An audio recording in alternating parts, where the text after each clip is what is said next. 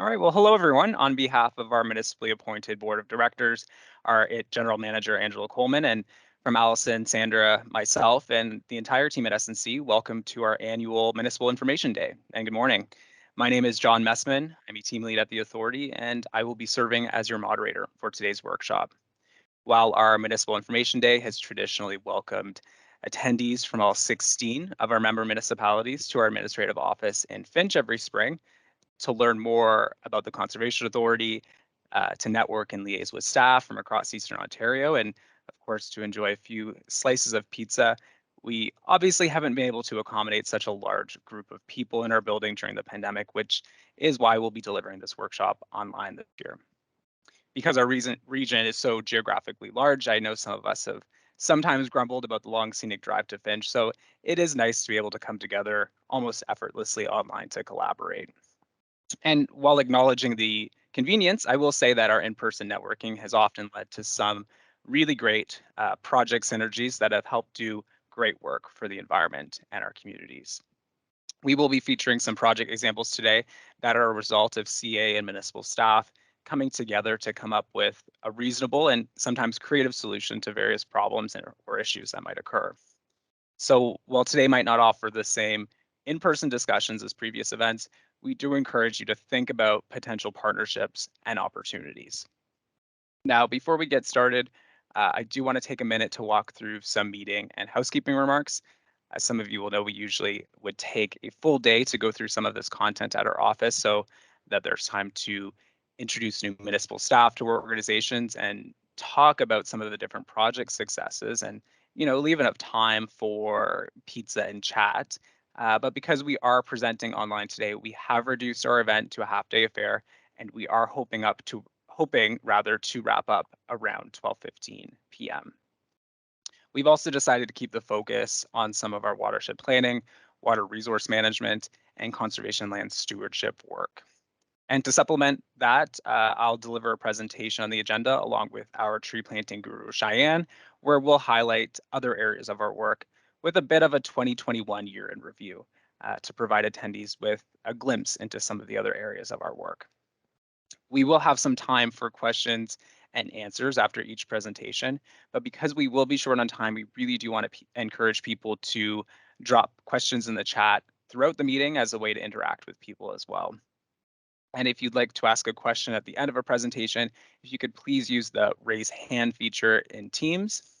And as a test of everyone's responsiveness this morning, could I actually get everyone to use that feature right now? So could I get everyone to basically raise your hand in Teams just to make sure that's working for everyone? And if things go smoothly and we don't run into any IT related hiccups, we should have some time at the end for some open-ended discussions as well. If you have any logistic or IT issues during the presentation today, if you could please just drop those questions or issues in the chat and one of our team members can help you out, or you can email Laura Kreitz and she'll help you troubleshoot. Okay, great. So it looks like most of you have figured out how to use the raise hand function. For those that didn't, okay, we'll get you later. But can I get everyone to put their hands down now? You are able to share your video and audio to participate today, but of course we do ask that everyone keeps themselves muted while they aren't talking. And just a reminder, if you forget to mute yourself or if you're creating feedback, we will mute you right away. And if we do that, please just be aware that we can't unmute you for obvious privacy reasons, so you'll need to unmute yourself later on your own. There are also a few different features available in the app to participate in the meeting. The next one that I'd like to point out and have you all use right now is the conversation tab. So on the top of your video screen, there should be a little icon that looks like a message bubble. If I could get everyone to click on that right now, the meeting chat should pop up on the right side of your screen. And so instead of doing a full roundtable introduction this morning, what we're hoping everyone can do now, just to get us started, is to drop a message in the chat and introduce yourselves and let others know where you're from and maybe what you do for your organization. So we do have folks registered from all of the 16 different municipalities that we work with, so we should see people from all over the map this morning. So yeah, don't be shy. That's great, guys, thanks. And so while everyone is sharing some introductions, I'd like to introduce the chair of our board of directors, George DeRuse, and our general manager, Angela Coleman, to share some opening remarks with our guests today. And first, I'll turn it over to Chair DeRuse. George, if you want to go ahead and unmute yourself.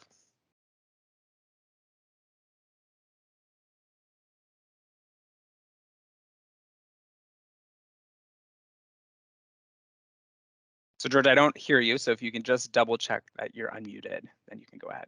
Can you hear me now? Perfect, thank you. Thank you. Good morning, everyone. It's so nice to start the day with Municipal Information Day on team this morning, but I know most of the participants probably like to see each other in face-to-face and share and collaborate on all the information. Unfortunately, COVID is not out of our community yet, but I want to give kudos to our team that be able working with our 16 municipality across around and out in our watershed to be able to put those information sessions together. I know today you have a full agenda. I wish I was there in person also with you, but I'm hoping in the next year we'll be all face to face and we'll be meeting together in Finch. I want to thank Angela and the team of South Nation and all the participants in our municipality for you to be here today to share and collaborate on all the planning approval that we have. I know the workload has been amazing and lots of changes in our watershed, and we have a lots of work and approval of applications in front of us. So thank you very much for participating, and I wish you to have an incredible day. So thank you very much. Thank you, Chair DeRuse, for those welcoming comments, and I'll pass the virtual microphone over to Angela Coleman. Good morning, everybody. I hope that everyone is well today. Bonjour tout le monde. I hope that you're all doing very well and enjoying the fantastic day that we've got ahead of us today, both in terms of programming and I think what will be in terms of weather as we kind of welcome spring into our lives. I think that's certainly welcoming for all of us. So this morning, I want to first take the opportunity to thank all of the staff and politicians and guests for taking time to be with us here this morning. This event does represent an important networking opportunity, even though we are online this morning, to talk about our programs and services, think about new and innovative partnerships, and forge those relationships that make our working together so nice for all of us that work within the communities that we serve. My comments this morning will be brief, but I just did want to touch on the fact that two things really. One is that it's our 75th anniversary, as you know, and the 75th anniversary theme is really all about preserving our legacy. And some of the focus is on lands, but others of it is on programming. And knowing that with the challenges that the Conservation Authority had experienced, under recent years and questions about the mandate of the work that we do, and just different types of products and services that we've had to align, including our transition plans. I just want to thank everybody that's been so supportive in attending our municipal sessions to have discussions about all of these agreements that we're going to do, and those that take the time to give us space on what I know are very busy council agendas, and to allow us to get started on some of that important work that is required by the province as we make sure that our operations are in line with what not only our municipal partners but our provincial partners expect. So the Living Our Legacy theme, I think we really are celebrating all of those accomplishments over the past 75 years. None of those partnerships are possible without really good engagement, and the type of engagement that we have with our municipal partners, I think here in the far east of Eastern Ontario really is second to none. We have a great way of working together from the smallest municipalities to the very largest of municipalities to come up with innovative and proactive solutions for not only planning but all of the environmental protection work that is so important as we move out of this pandemic and into the next phase. We've really learned how we are all connected and how important those vital green spaces and community gathering spaces are for not only the citizens of the community, but the whole spectrum of people in the community. For those that live in small houses and live in areas where they may not have access to a large backyard, and providing those community spaces is essential. And from a planning perspective, as we look forward in building our communities, we can really see, you know, why we have these types of natural green spaces, from the inner city spaces all the way out to the more rural spaces. And we've seen just a tremendous use in that, and a tremendous appreciation from the residents that we serve for that those spaces, and providing those places. So today I hope you will really take the time to engage in the session, think about innovative ways we can continue to collaborate together, and think about how you might like to join in as part of the celebrations as we celebrate this year 75 years of working together to deliver a proactive and positive type of environment for the citizens, and all citizens of the community. So the furry ones to the slimy ones to the human ones. So with that, again, my thanks for taking the time today, and my thanks to the staff for putting together the presentation. Have a great day, and we'll be here. Thanks, Angela. We appreciate those remarks. All right, so let's jump into our agenda. For the first presentation this morning, we have an update on our organization's 75th anniversary that will be delivered by our communications specialist, Shannon Gutowski. And with that, Shannon, the virtual meeting platform is yours. All right, thank you very much, John, and good morning, everyone. Hello, my name is Shannon Gutowski. I'm SNC's Communications Specialist.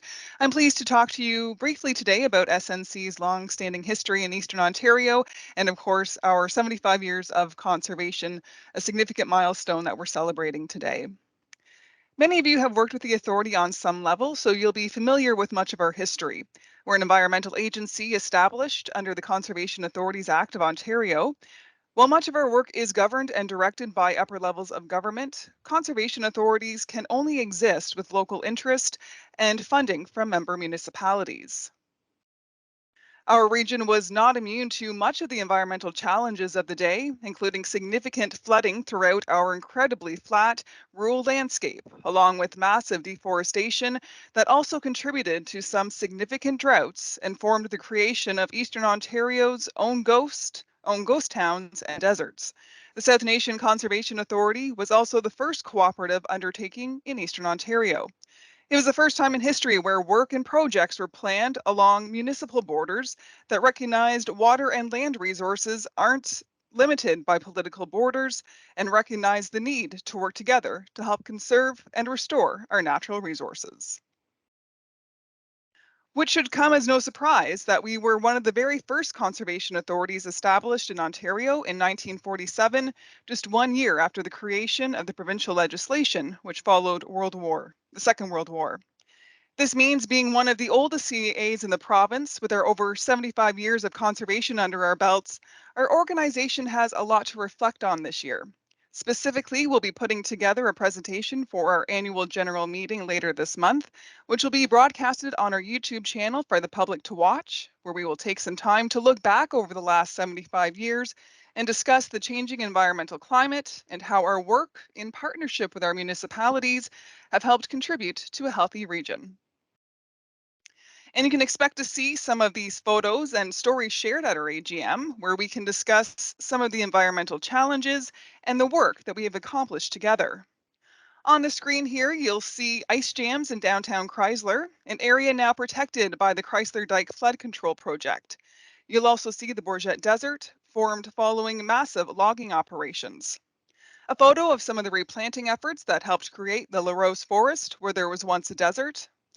Several flood control and channelization projects along the South Nation River were completed to help alleviate flooding.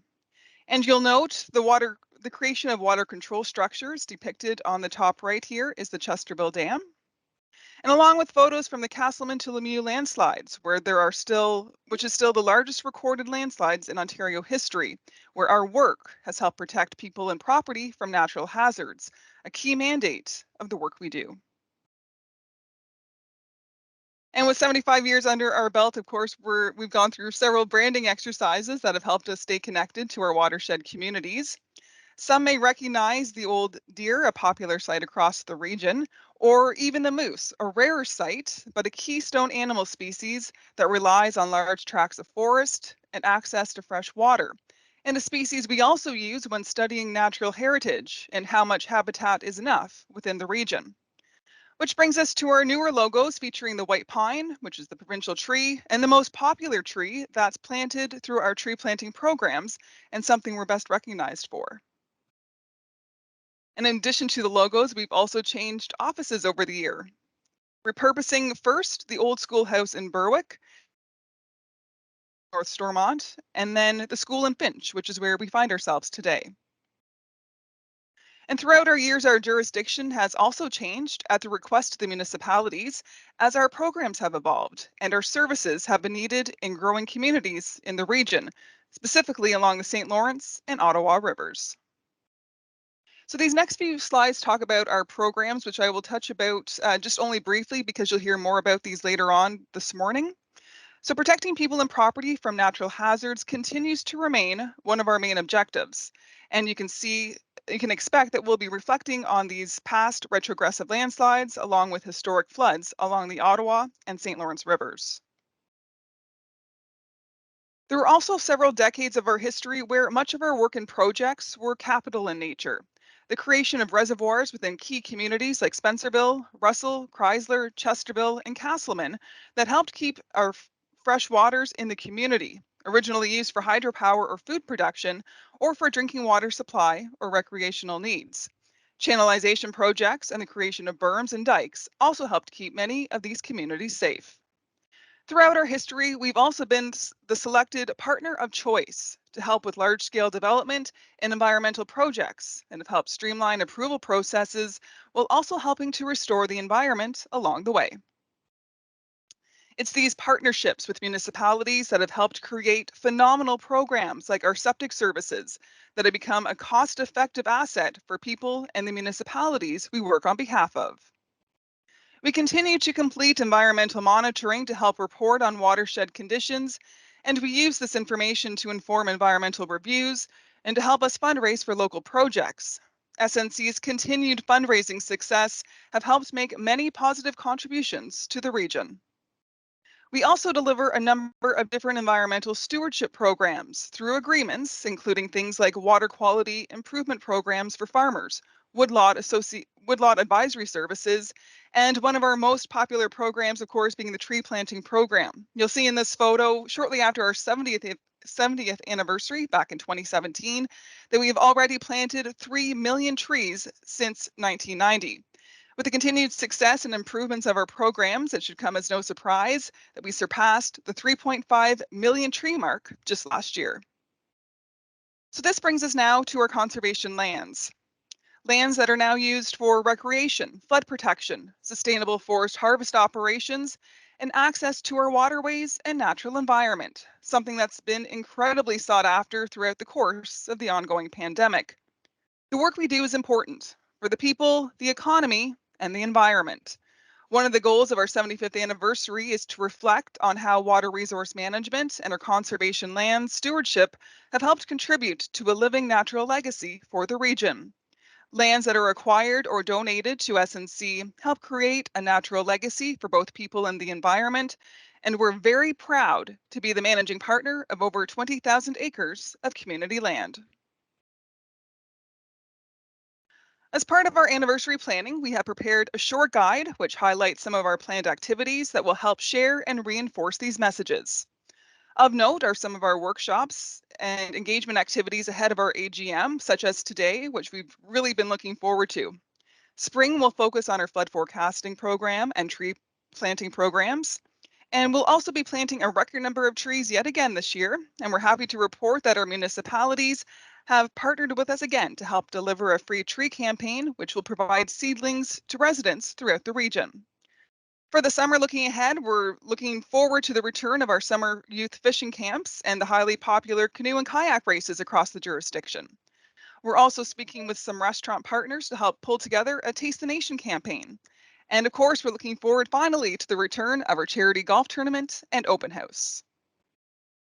So these next series of slides just focus on our 75-kilometer challenge, which is the signature event of our 75th anniversary this year. We're hoping many of you will be interested in signing up if you haven't already. So please visit nation.on.ca/anniversary for more details.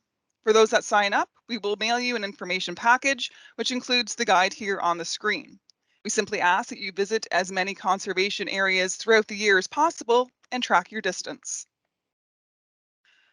We are pleased to launch this event at the Warwick Forest in February, where we welcomed residents and visitors to come try out some free snowshoes, enjoy some free hot chocolate, fireside s'mores, live music, and a bonfire.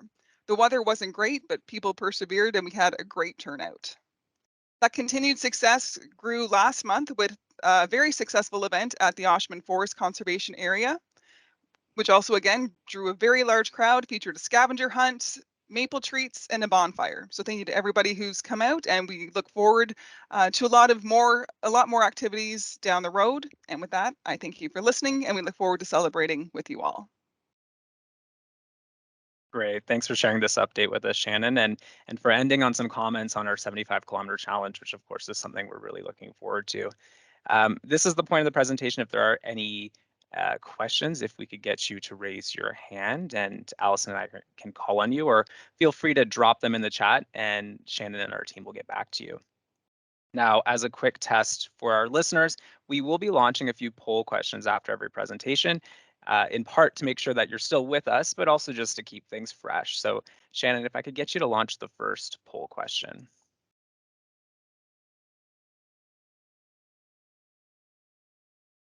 Now, this should pop up on your screen if you're using the Microsoft Teams app, but if it doesn't, or if you're using a web browser instead, it will show up in the meeting chat.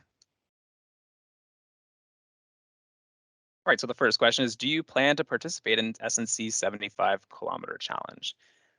Well, I've been out and about a few times, so I'm going to say yes.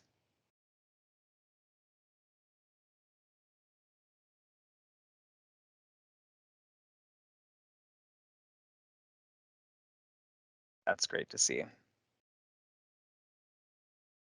All right, so lots of people are interested. Again, for more information, nation.on.ca/anniversary. You can sign up for the guide there, and we will mail you your participant package. You can also use that website to check up on our monthly events as they come up through the year. So with that, I'll say thank you, Shannon.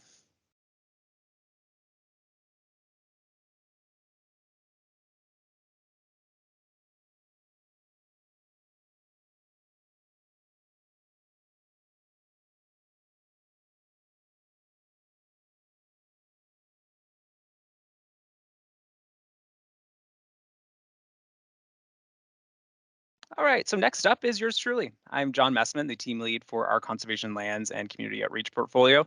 And of course, I'm joined by Cheyenne Brunet, who works on our forestry team and is one of our friendly neighborhood tree planting champions. We'll share some quick updates with highlights from 2021 from several different CA programs in an effort to share a bit of a year in review, but we will spend some extra time focusing in on our conservation lands and stewardship and outreach work. We've broken our updates into three categories: protecting people and property from natural hazards, engaging communities and fostering landowner stewardship, and protecting natural spaces and providing recreational opportunities. And I'll start us off with some highlights that have helped protect people and property, which is timely for our workshop today. First, with a summary on the number of planning and development applications and review files that were processed by our approvals team in 2021. Much like the preceding pandemic year, 2021 saw our staff review a record number of applications and requests. While we do our best to focus our efforts where they are needed most throughout the watershed, it's very clear that all of our partners and communities relied on our team to help review development projects to ensure that work was able to proceed appropriately and safely in environmentally significant and hazardous areas. This map shows the distribution of the 579 development applications that were reviewed by our team. In 2021, our regulations program issued 245 permits through Section 28 of the Conservation Authorities Act, while also investigating a wide range of occurrences and complaints for potential violations for things like destruction to provincially significant wetlands and illegal alterations to watercourses. Permits were issued throughout the region, with the majority found along the South Nation River and its tributaries and along the St. Lawrence and Ottawa rivers. Our recent jurisdiction expansion along the Ottawa River in the city of Clarence-Rockland has created some additional work for our team, but we are incredibly happy with the resources and expertise we've been able to deliver in this region to ensure that new construction and renovations are done as safely and sustainably as possible. Our septic inspection program is among the largest in the province and is delivered on behalf of 13 local municipalities through delegated authority from the Ontario Building Code. We've all learned the value of having bilingual septic inspectors with many years of experience under their belts, delivering this program and inspecting septic systems throughout the region. And we'll hear more from Monique and her team later today. And of course, as you can expect, 2021 was another record year for our team. Our septic inspectors issued the most permits that they've ever issued. This map shows the distribution of the 500 permits that were issued throughout the region. You'll note even permits that were issued within the city of Cornwall, which is the last municipality to join our septic program about 3 years ago.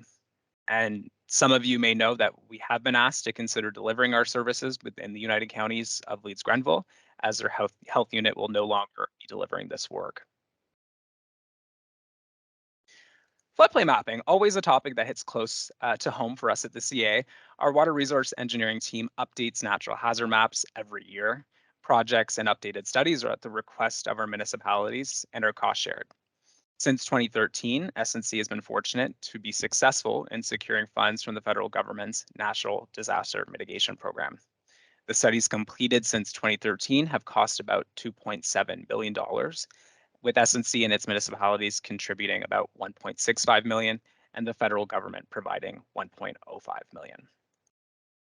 Our focus for 2021 and until March of 2023 will be on 3 main projects: Bear Brook and tributaries, updated natural hazard mapping within the city of Ottawa. We did recently host a public meeting for this work last week, and we are currently meeting individually with property owners over the next few weeks. Next is the Ottawa River updated natural hazard mapping. This is along the shorelines of Prescott Russell. Our team has completed their field studies and modeling, which has been verified against the 2017 and 2019 events, with some considerations for wind and wave action. This project is ongoing and will be going through peer review, and we will be looking to host consultations either later this fall or early in 2023. The last one is the flood vulnerability assessment, which is being completed on behalf of South Nation, Rideau Valley, and Mississippi Valley Conservation Authorities in each of our watersheds, and our engineering team will have more on this update later in the presentation. Our next update is on our work with Ducks Unlimited Canada, who have selected SNC as a partner of choice. SNC was contracted last year to provide expertise and advice on Ducks Unlimited wetland projects throughout the province to support the provincial approvals needed for their restoration projects. In addition to this partnership, which is being led by Michelle and Brent from our team, Ducks have also provided SNC with $375,000 to support wetland restoration projects within our watershed, along with investments within the region to help with public land securement of key wetlands. So this, along with several other agencies like the Nature Conservancy of Canada, are helping to add more provincially significant wetlands to the public trust, including some new areas within the Alfred Bog.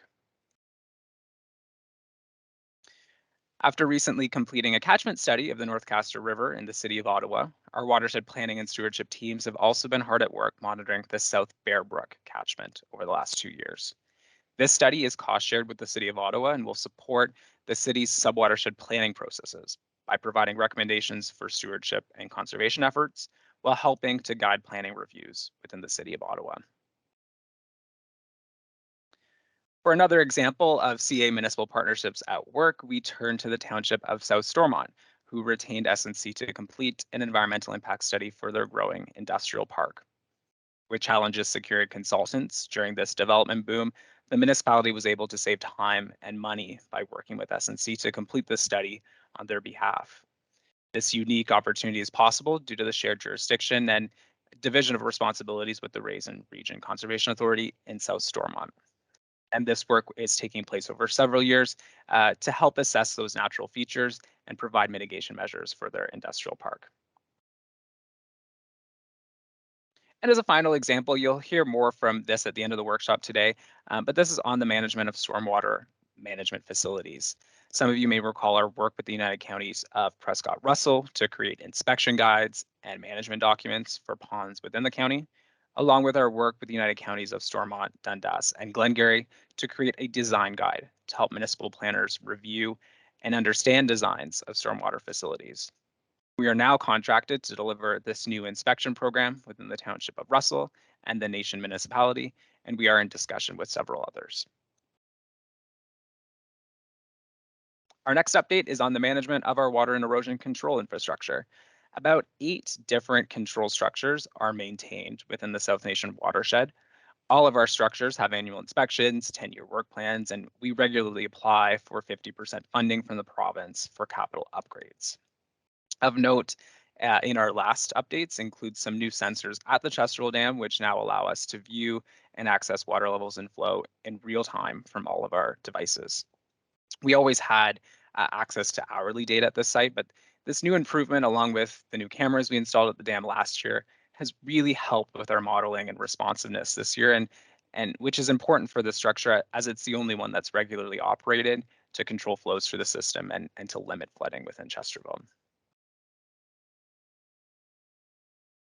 In addition to stream gauges found at our water control structures, we also maintain a network of climate stations throughout the region, and that were upgraded in 2017-2018 to connect to our water resource management system by satellite on an hourly basis. So before 2017, we needed to manually download this data directly from the station, so this new upgrade is certainly welcome. And thanks to funding that's been provided by the Eastern Ontario Water Resource Program, we were able to upgrade and install new stations within the city of Ottawa, which help us collect information on water and weather, including things like air temperature, rain, snow, well water levels, and soil moisture. And we will be installing a new station in Leeds-Grenville this year. For those interested in accessing this information or comparing river flows and levels to historical averages, we do now have an interactive portal that's available to the public on our website. Through this map, you can click on any of our climate stations or river gauges and see the information displayed in near real time. This data is also now open source and can be downloaded through this portal. And all of this information feeds into our watershed model that was created a few years ago with federal funding and a partnership with IBM, which of course has drastically improved our forecasting abilities.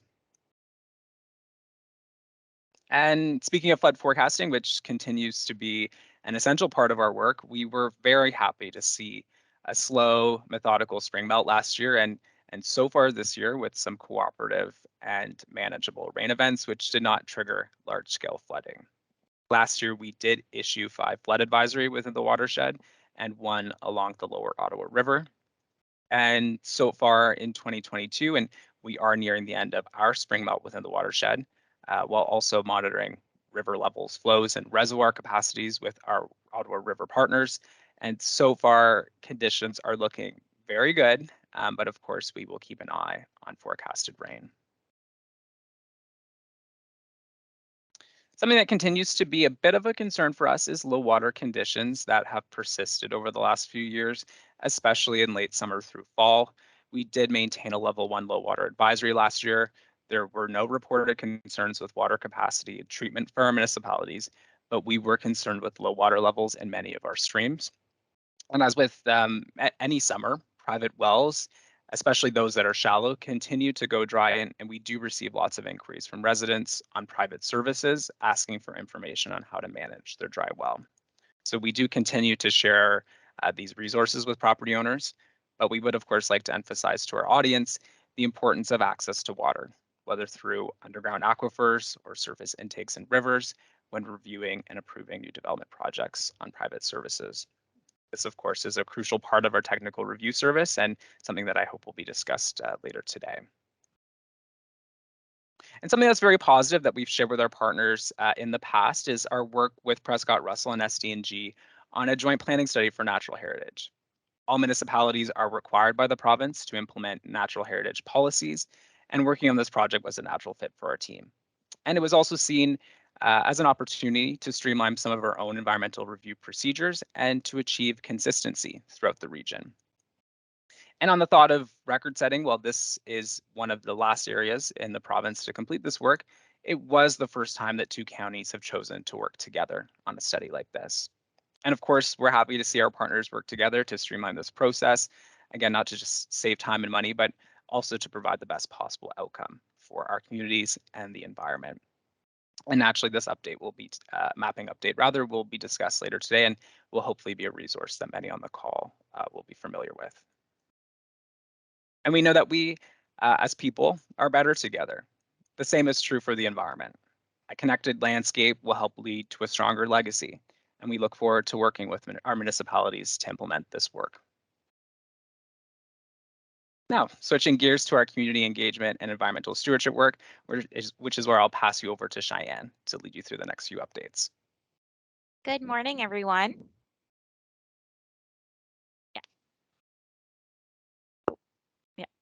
The name The Healing Place speaks to its role in the process of reconciliation. It provides a safe place for all community members from both Indigenous and non-Indigenous to come and participate in the healing process of reconciliation so that our communities can learn to live, work together, and move forward. In September 2020, the inaugural kickoff event took place with the planting of over 250 native trees and shrubs on this site.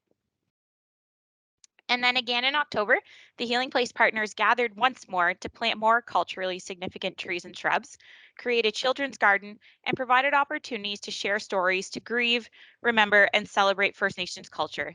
And since with funding support from Grasslands Ontario, SNC is working on grassland bird habitat enhancement and rejuvenation on the site for species at risk. The Healing Place is the first of its kind, and the project partners have committed to continued maintenance and expansion of the site, as well as the creation of a Healing Place network across the province and country to meaningfully engage Indigenous and non-Indigenous communities. Out of SNC's Forest Conservation Initiative, where directives aim to enhance existing programs to create new forest cover, forestry education and outreach initiatives, and enhance tree planting services. In the past years, SNC's online art auctions funds have been directed to support tree planting initiatives in the watershed, more specifically, the community free tree pickups. SNC, in partnership with member municipalities, have experienced great success in delivering free trees to their residents through the Spring Community Free Tree Pickups since 2019. And then again last spring, SNC worked with our municipal partners to safely and positively deliver the municipal tree giveaways during the pandemic. And it has been called an unbelievable municipal and conservation authority commitment to improve regional forest cover and spruce up local landscapes. Last year, the program delivered more than 10,000 tree seedlings to residents and is set to deliver another 6,000 this year. Essential workers were pillars in helping us get through the pandemic. And as a thank you, 1,100 spruce seedlings were donated to frontline workers at the Cornwall, Glengarry, and Winchester hospitals for National Nurses Week. The trees donated to frontline healthcare workers serve as a simple gesture of kindness and a sign of hope for the future once they're planted. In 2021, SNC distributed 18 community environmental grants and has now helped add trees to public parks in all of our partner municipalities. Staff was able to provide guidance and assistance on choosing the right tree and suitable locations within municipal public spaces. Adding trees or community gardens are a safe environmental enhancement projects that the whole community can both learn and benefit from, and we're really happy to support these projects, whether it be at a park, a community building, library, or fire hall. SNC's youth camp reels in 100 young anglers from across the watershed every year and teaches the kids the rules of fishing, where to drop a line, and how to identify fish species. SNC offers youth the opportunity to have fun learning how to fly fish from experts and to help familiarize young people with the natural environment in the watershed.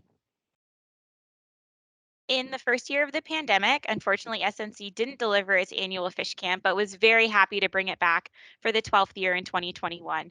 It was great to welcome people back to the park and to have our larger accessible docks be used by the public.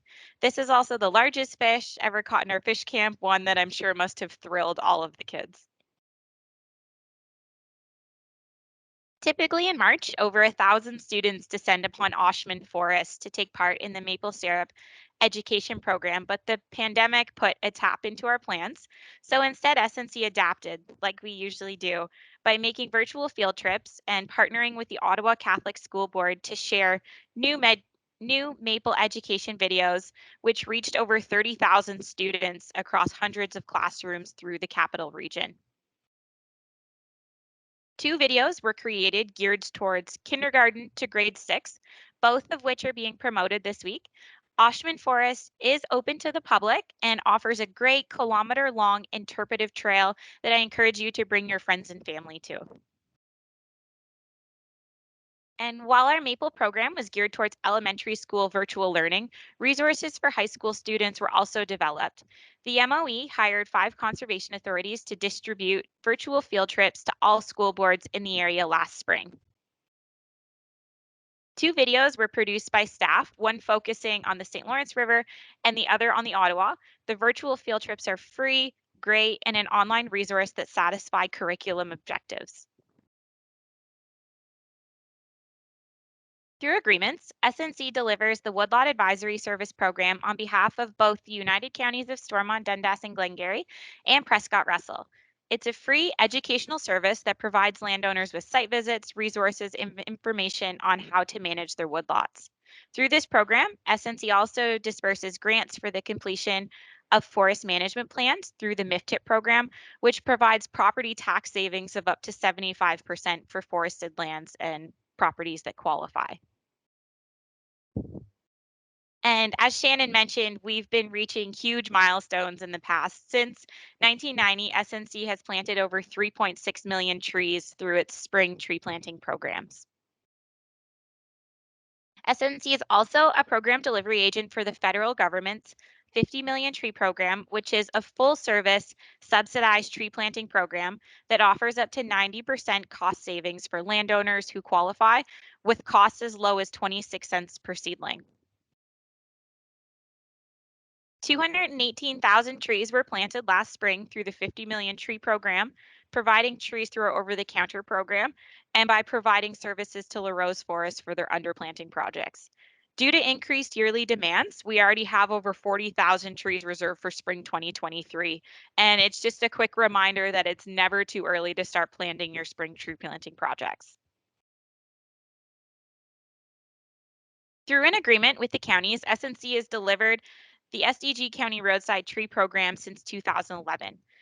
Through this program, SNC works with the road superintendents to identify sites, secure trees, provide site plans and maps, plant the trees, and provide tending services until the trees are free to grow.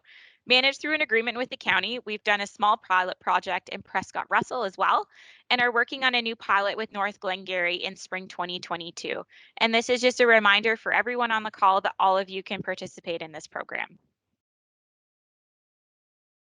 I love when programs can work together. And this was just a quick example of a county roadside tree planting site that we planted in spring 2021 through the 50 million tree program.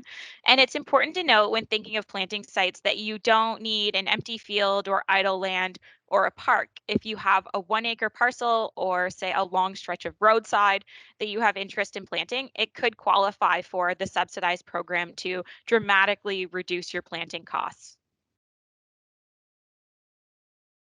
When it comes to ash tree management, everyone is dealing with the impact of the emerald ash borer, and our staff are busy removing dead and dying trees from our properties, and our residents have also felt the brunt of this natural disaster. City staff and ourselves were receiving a lot of phone calls, and because of this, the city asked us to help navigate some of those. The ash tree replacement program is a cost share program to remove dead and dying ash and to replace those with native species, and has been very successful in the city. We've also had discussions with municipalities such as Hawkesbury and other places, and in addition to removal, SNC has also partnered in a controlled release on our own properties of biocontrol agents in partnership with the federal government, and has used these to establish research sites. Most of our land base is agricultural, which means most of the land is under agricultural stewardship. So when we're looking for improvements to shoreline, decreasing sediment loading, and reductions in phosphorus, the main stakeholder that we need to be working with is our farmers. We've had a long-standing program over the last years, 25 years for our own program, where we've cost-shared projects on farms that have improved water quality, such as well decommissioning, manure storage, and riparian buffers. SNC just signed a new 5-year agreement to deliver the program within the City of Ottawa, where we are the program administrator for the entire jurisdiction across all CAs. We're really excited and look forward with the CA Act updates, and the Clean Water program needs to be a topic of interest and something that needs to be discussed with members over the next couple of years. All right, thanks, Cheyenne. Our last series of updates is for work that has helped protect natural spaces and provide recreational opportunities. First, on our land securement strategy that supports the purchase and donation of ecologically significant property. With the support of our municipalities and the board, we do work to purchase several forested properties each year. These properties help contribute to a publicly owned natural heritage system. They can sometimes help contribute timber revenue, but most importantly, it does help ensure a natural legacy for our donors. And in mentioning donors, I did want to take a moment to highlight the donation of the Oshman Forest in North Dundas. The property donor, George Oshman, passed away 2 weeks ago and does leave the property to be managed by us in his family's name in perpetuity. And I would also like to mention and honor George Velma, who passed away late last year. The Velmas have been an incredible environmental stewards, and they have contributed over 380 acres of forested land to SNC through Canada's Ecological Gifts Program. And of course, we'll have more on the Land Securement Program later in the presentation. Our forests provide important social, cultural, and environmental benefits that we'll all be familiar with, but they're also important economic drivers. The forestry industry is the reason for the historical establishment of most of our communities, and it's helped shape our now agricultural landscape. Our sustainable management of our forests help contribute revenue that directly supports this work, but it's also important for these forests to be managed. Because our region was clear-cut in the last century, most of our forests are still quite young, and our plantations need to be thinned and managed so that they can one day become healthy, biodiverse forests and key assets to our natural heritage system. Several properties were marked and managed by our staff, and tenders supported the sustainable harvest of nearly 5,000 cubic meters of timber product last year and nearly $50,000 in revenue on both the SNC and STG forests, which we are trusted to manage on their behalf. Something that became increasingly important for everyone within the region and also around the world was safe access to outdoor recreational spaces. The need for new safety measures, including signs, enforcement, and maintenance, continued to increase last year over the last 2 years of the pandemic, and most of our partners on the call will be familiar with this. Our conservation areas also welcomed a new record of 200,000 visitors in 2021, an increase over the previous year, and well over double the visitation recorded pre-pandemic. Our highest conservation areas, our highest visited conservation areas continue to be the year-round sites in the township of Russell. However, they are closely followed by our seasonal sites with boat launches, docks, and picnic areas that do allow residents and visitors to access various watercourses throughout the region. And please also note that we do not monitor visitation at some of our municipal parks and boat launches that we manage through agreements with our municipality. However, if anyone is interested in participating in this monitoring program, we'd be happy to discuss. And while visitation does remain high, it's been so far manageable in our spaces, and we are working on a number of projects to increase accessibility and visibility within our parks, while also improving our trails and parking lots. And when looking at our website, for example, one of the most popular places where people would generally access information was our Find a Form tab, which is right on the main website. Usually people would be looking for grant applications or development permits. However, over the last few years, our most popular pages are now our recreation pages, which is an area that we'll be looking to update this year. And among the places where people were looking for information, especially over the summer, was on boat launches and docks. Since 2016, we have been fundraising for accessible dock improvements and expansions to help ensure that persons of all abilities can safely access the water. And we're happy to report that with financial support from many of our partners, that we've been able to upgrade many of our docks in recent years through agreements. Notably on this screen is the new dock at the St. Albert Conservation Area that was put in for last season. And on the next slide, we've pictured the new dock at the Embrun Boat Launch and the new waterfront decking at the Chesterfield Docks. Both of these sites in particular are owned by municipalities, but are managed by SNC. We provide weekly inspections, install and remove docks, and will complete repairs for our municipalities, again, through agreement. And so working together on shared services like this has helped everyone involved save costs on things like crane rentals and transportation, and of course helps ensure that we do have qualified staff and equipment to help repair and manage this infrastructure. And also being able to respond to issues on boats has helped improve the management of these facilities as well. In addition to regular maintenance, the increased use on our trails over the last 2 years have also needed us to help respond and improve trail conditions and restore areas that have been damaged by off-trail activities. Some of our restoration work is also targeted after tree management needs, like removing dead ash trees, or after a sustainable harvest operation, like the trail work that was completed in the Robert Graham Forest Conservation Area in South Dundas. And in thinking of tree management, some of our friends on the call will be more than familiar with the challenges and hurdles of managing dead ash trees that have died as a result of the emerald ash borer infestations. We do complete tree risk assessments in our conservation areas every year to inform our tree management needs, and our staff have been busy removing hundreds of ash trees from our parks while replacing those in landscaped areas. And for anyone who visited the Oshman Forest for our 75-kilometer challenge activity last week for Maple Weekend, you would have seen the pile of about 200 dead ash trees that were removed from that small forest, which is only about 18 acres in size. And of course, this work will be ongoing through 2022.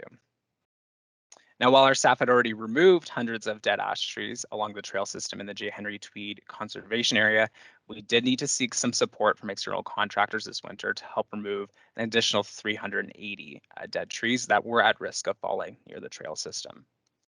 While some tree management work is still needed in certain portions of this park, we were fortunate to secure funding from Ontario Power Generation to help restore the stream banks that have eroded away over recent years in this area. Tree management work has helped clear the way for our restoration work to begin, which will start after fish spawning season in July, and will include some bioengineering techniques to control and maintain stream banks into the future. And of course, as part of this project, several hundred new trees and shrubs will be planted in the fall. This next and near final update is on the new conservation area that is being developed on land that was donated to us by the Township of Augusta. We've called this property the Mill Run Conservation Area, which will provide recreational canoe and kayak access to the historic Spencerville Mill.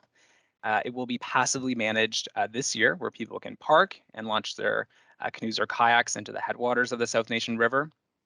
And we were also fortunate to be able to secure funding from the Canadian Wildlife Federation to build a community pollinator garden on this property. So there will be some site preparation in the meadow on the property this year, and the property will be seeded in the fall with some landscaping planned for 2023.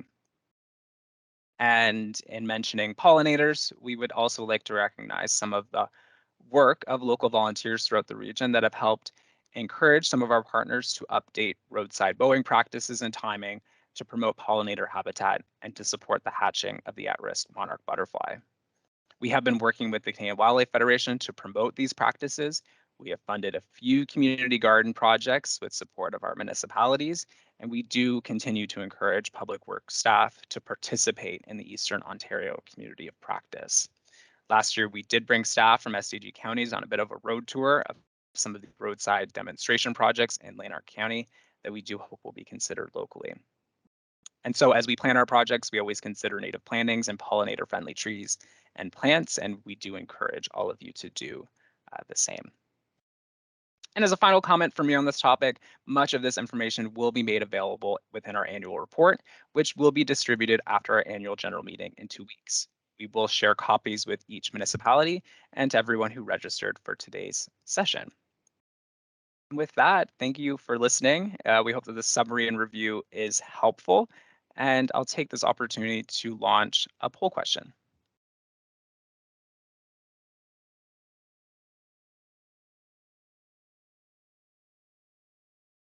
And of course, if there are any questions, feel free to raise your hand and we can take those now. We can also grab them in the chat, or we can follow up with you afterwards. Great question. What is your favorite SNC conservation area? Do we have to pick one?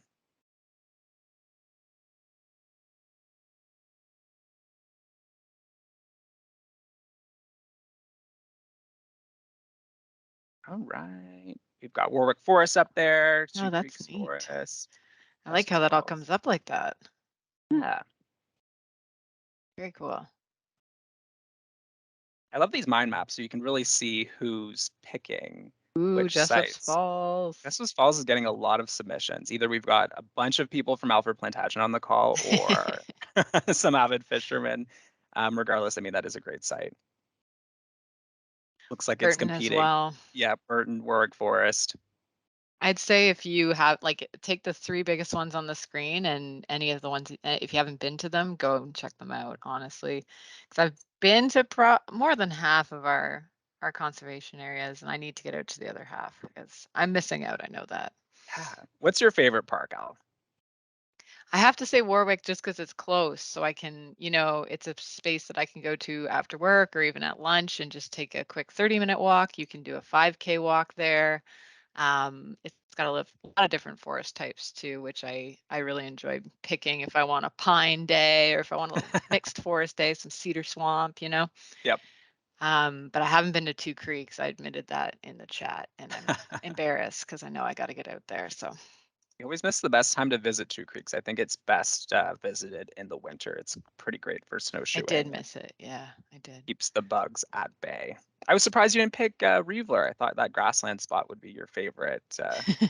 I have like a mixed relationship with Reveler.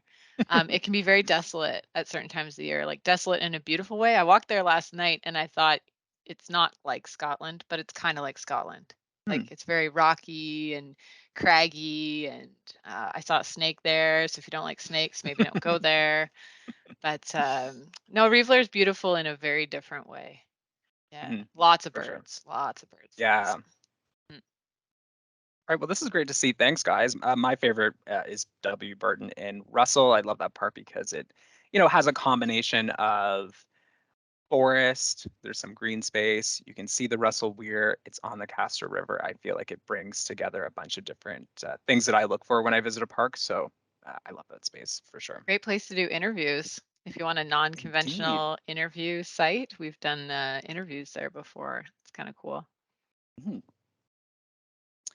All right, so thanks for participating, guys. I'll turn it over to our next presenter. We are going to move on the agenda for an update on LiDAR partnership. So we do have Rhonda Bouts, who's a team lead here with us at the Authority, and also Peter Young, who's a director at the United Counties of Stormont, Dundas, and Glengarry.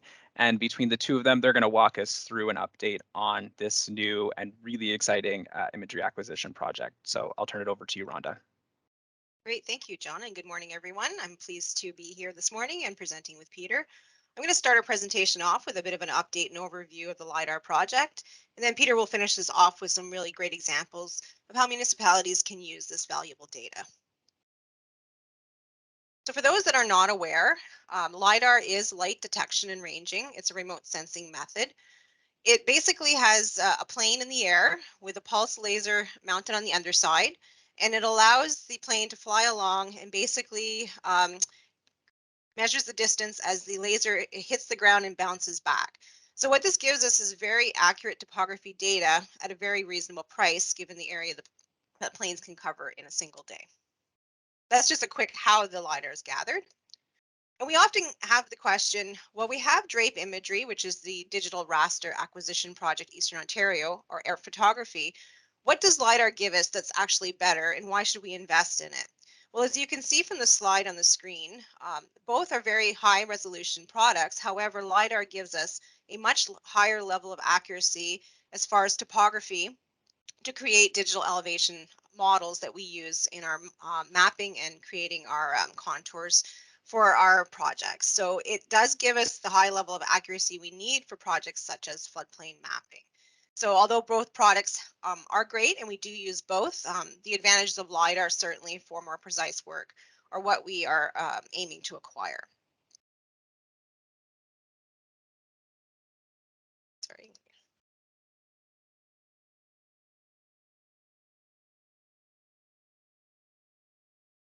So LiDAR is not new to Eastern Ontario. We did have some existing coverage. On the screen is a map of where we had LiDAR as of 2020. So you'll see that most of the coverage was in the northern portion of Eastern Ontario, including the city of Ottawa, which had LiDAR as early as 2012, and then did do a refresh of their coverage in 2019 and 2020, following the major flooding along the Ottawa River.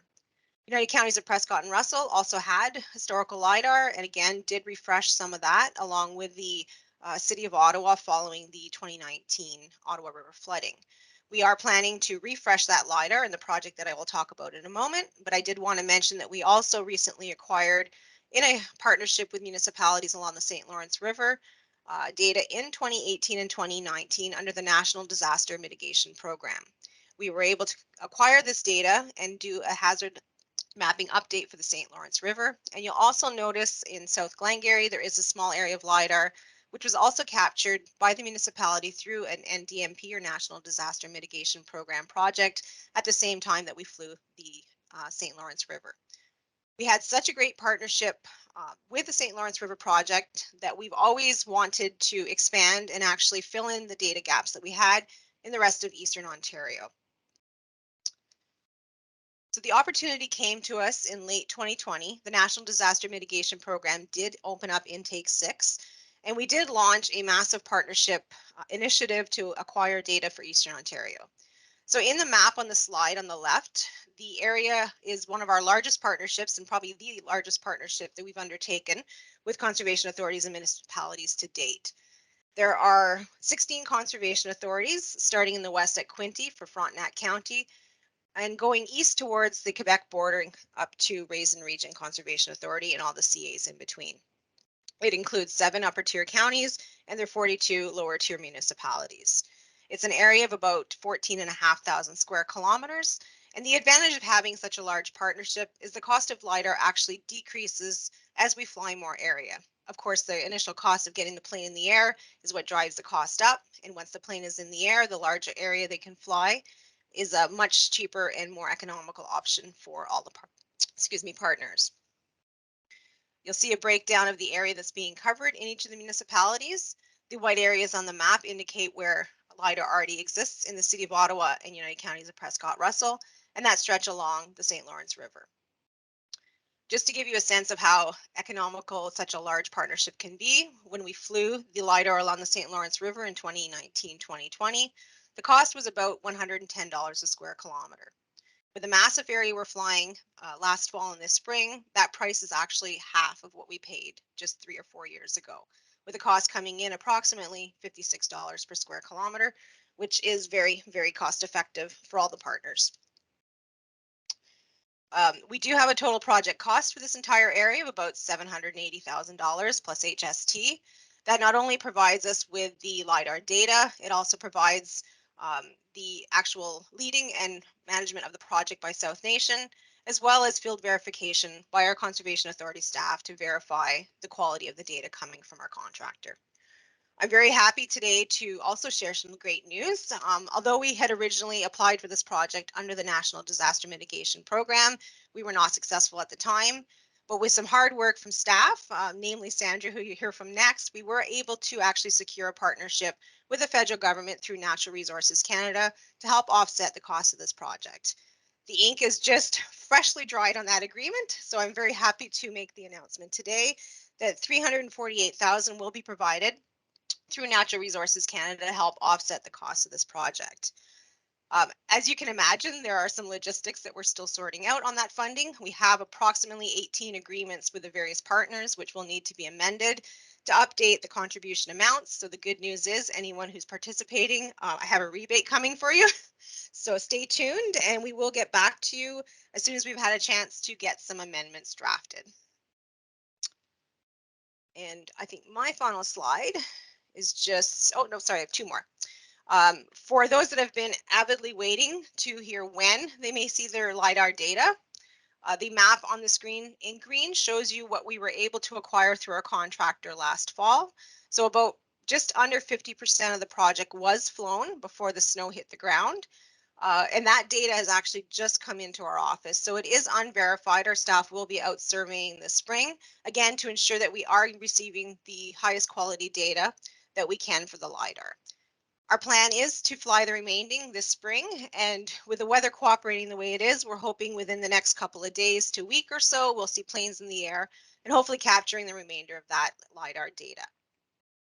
If we're able to complete all the acquisition this spring, we anticipate an end of year delivery on the data.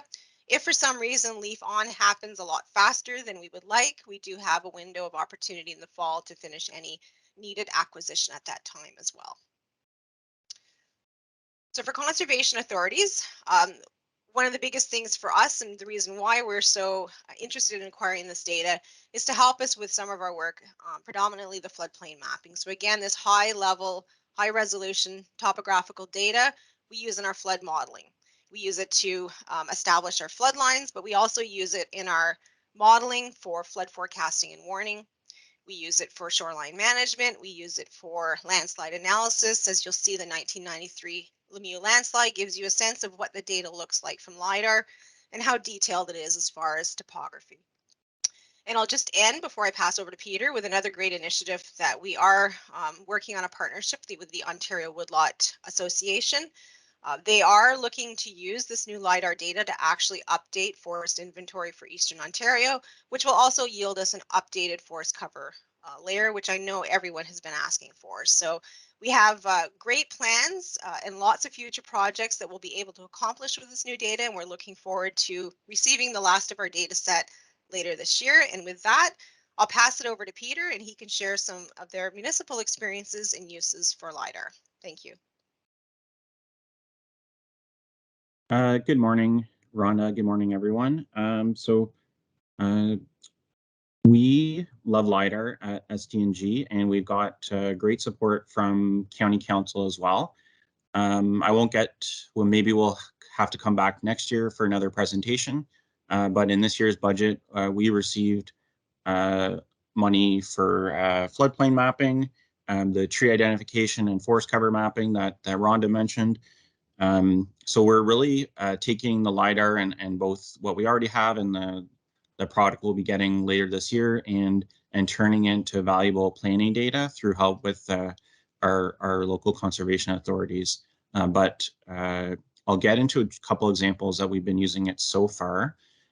So a lot of times when we have a preliminary development proposal, we pull out the LiDAR and we can kind of see the drainage patterns on the land, see various features that might be hidden on the trees, and even look at giving some of the clients, since a lot of it is public information, a copy of the data so they can use that for their own purposes before going out and doing detailed topographic surveys of the site. So this is in the next slide. One of our municipalities was selling land in their industrial park. There was no topographic survey available, so typically the process would be they need to look for a surveyor. The surveyor's probably been booked for several months already, and it might not be a couple months until they can get on site. You know, they might have to cut a few trees down to get all the shots, but one of the really neat things is that in this municipality we already had LiDAR available. So we, instead of a several month process, the municipality could turn around and get the data the next day. So it was really neat to be able to provide that data and help contribute to finalizing the sale and shorten something which would have taken months to literally the next day or could be hours away. So that's one of the uses we've had for LiDAR already is providing preliminary topographic data. You can see in the example on the slide that there's a high area in the property, and we had 1 meter contours that are easily available through a product that SNC put together, and we could also get more detailed spot data. So one of the cool things that LiDAR can be used for is just property sales providing preliminary information to people. In the next slide,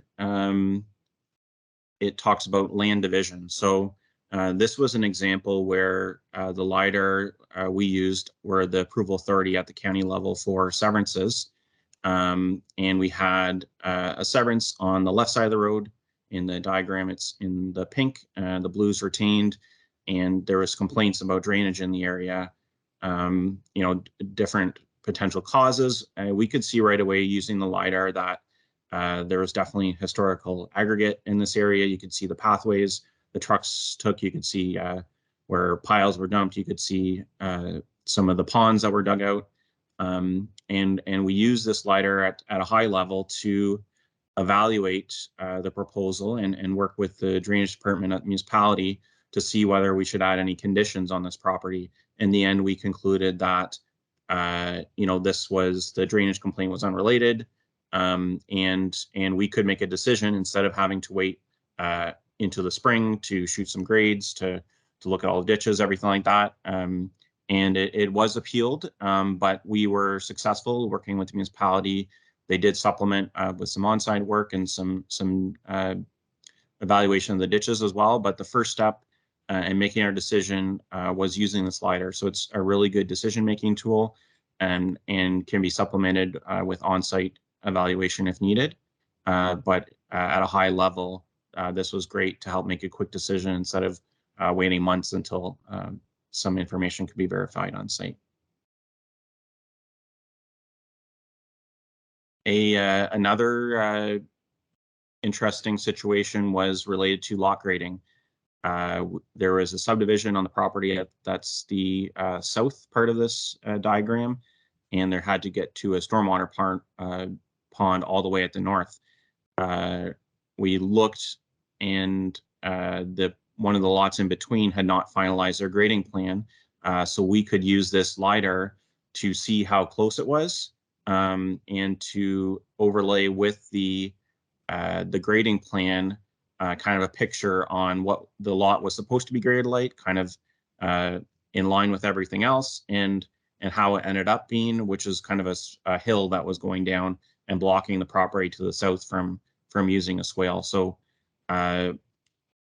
this is without going out on site, without spending thousands of dollars on a topographic survey. We could just quickly pull this up. We could compare to the approved grading plan. We didn't have any as-builts that we could prove anything necessarily that they weren't finding it. So the LiDAR was a great tool to show the applicant that they weren't following the grading plan, and that the grading was interfering with the large-scale subdivision plan. So that we didn't even have to leave our desk. We could just pull it up and create a quick map, and it was another great use of the LiDAR tool.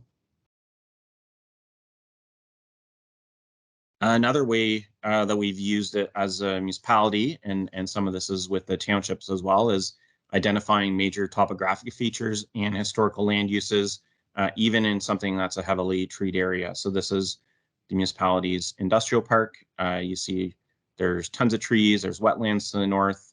On the left with the yellow, there's some floodplain as well. But with LiDAR, in the next slide, we could right away, just the survey on this property was tens of thousands of dollars. So I can't imagine what a topographic survey would have cost to do the entire property. But right away, we could see quickly where the floodplain was, where the higher areas of ground. You can see existing fill, historical drainage features that go through the property, what areas are flat and are more suitable to development. When we're looking at where we want to put roads in the future, we can kind of map out a preliminary alignment. Again, all with desktop, all with not spending any money other than the initial contribution to LiDAR, which was not very much for the local municipality to spend. So like I said, we love LiDAR. It's really cool having lasers shoot from the sky, and somehow you can see the entire topography of your municipality, and it can inform decision making without spending tens or hundreds of thousands of dollars on topographic surveys for all these properties. So thanks to everyone who also signed up with South Nation as well and all the other counties, and we're looking forward to seeing the final results. All right. Well, thank you, Peter, and thank you, Rhonda, for that presentation. Highly informative. Lots of good discussion in the chat. I think the lasers for sure are going to contribute to a lot of simplified processes, a lot of quick decision making. So we're really looking forward to it. I wonder, Shannon, if you can launch the next poll for us, just to make sure that we still have our attendees with us. And so it looks like the question is, do you use LiDAR mapping in your day-to-day work? I feel like there's only one answer. Yes. We'll still take the second option. No, but I am very interested. I think between Rhonda and Peter, they did an excellent job at showing us not only how the project came to be, but also some really great examples of using LiDAR in practice. I think if LiDAR is something you're not familiar with, or you haven't had the opportunity to do too much with it after this presentation, hopefully got you thinking. But feel free to reach out to us because we're happy to. We've done presentations before as well to councils or just to staff, or have a chat about it, because once you get onto it and really understand it, you'll find applications in any work you do. We were talking about in chat, forestry, road work, infrastructure replacement, planning, everything that we do. There's an application for LiDAR. Yeah, and as Sandra's saying in chat, just call us if you have any questions. So. Well, thanks, guys. And even with respect to the announcement from NRCan, Rhonda, that's a phenomenal one. Issuing rebates, it'll take us a bit of administration to get through, but hey, I mean, for the small contribution, it'll be nice to receive an additional rebate. I feel like Doug Ford just saying that out loud.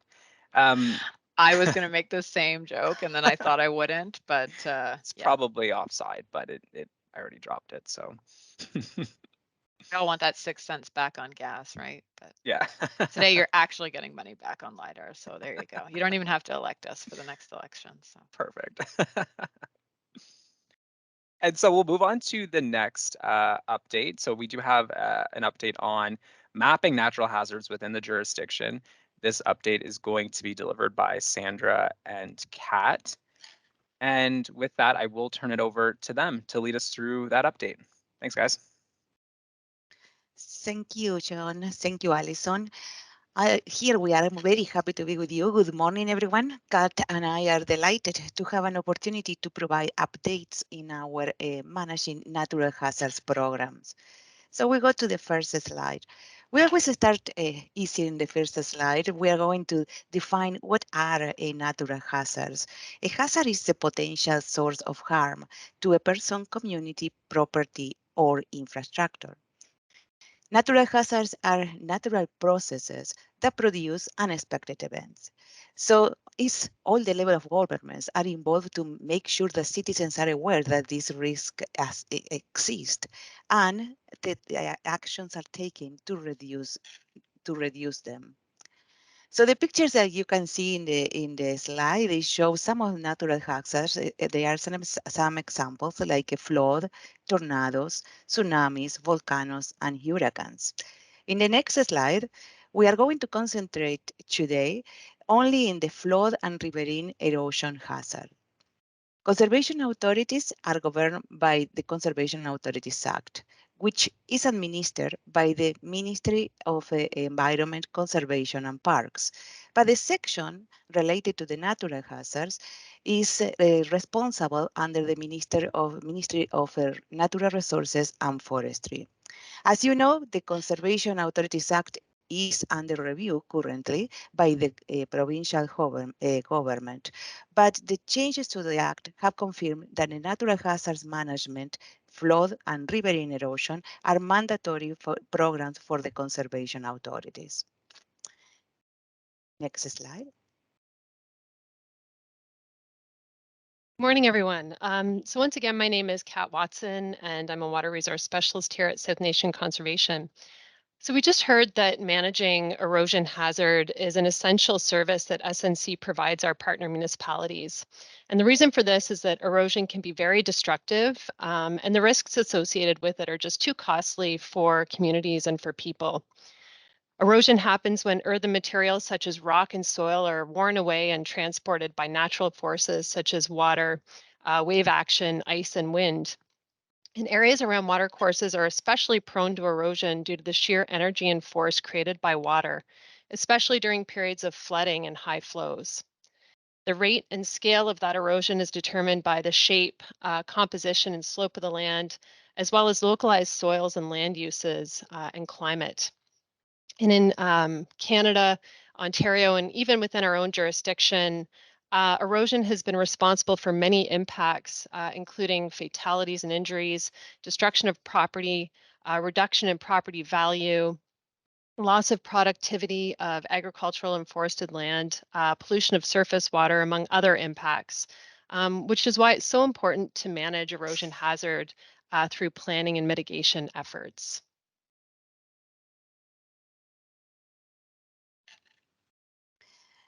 Like Kat mentioned, erosion is one of the greatest hazards in our watershed. We have the kind of soils, here where erosion is one of the problems that we face. But realistically, it's very difficult to predict when the bank becomes too hazardous and when it's going to give in. We cannot say when that is going to happen. It can happen suddenly or it can happen over a long period of time. Erosion events cannot be forecasted like we do with flood events. There is no timing that we can put into it and establish when the risk is going to, how much the risk is going to be.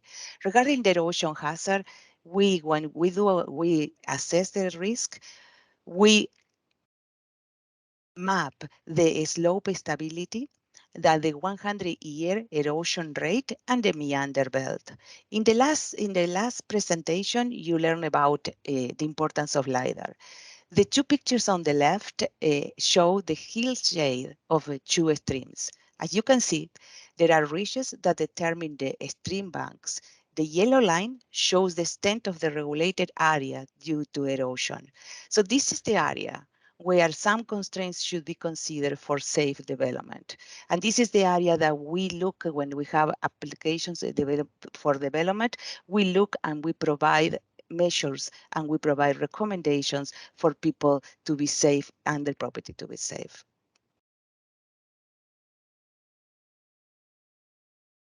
So being resilient to erosion means being aware of the risk and cost associated with erosion hazards. And the best way to prevent impacts is by ensuring that people and property remain outside of erosion hazard limits, leaving vegetation in its place to stabilize stream banks and slow the movement of water, and also contribute to infiltration into the soil. Other ways that SNC mitigates these hazards is by maintaining and operating erosion control structures through the jurisdiction, through our many stewardship and restoration projects, and even through our land securement programs, by investing in green infrastructure, including wetland and forest features. Those are really the heavy lifters at the catchment level for flood retention and erosion control.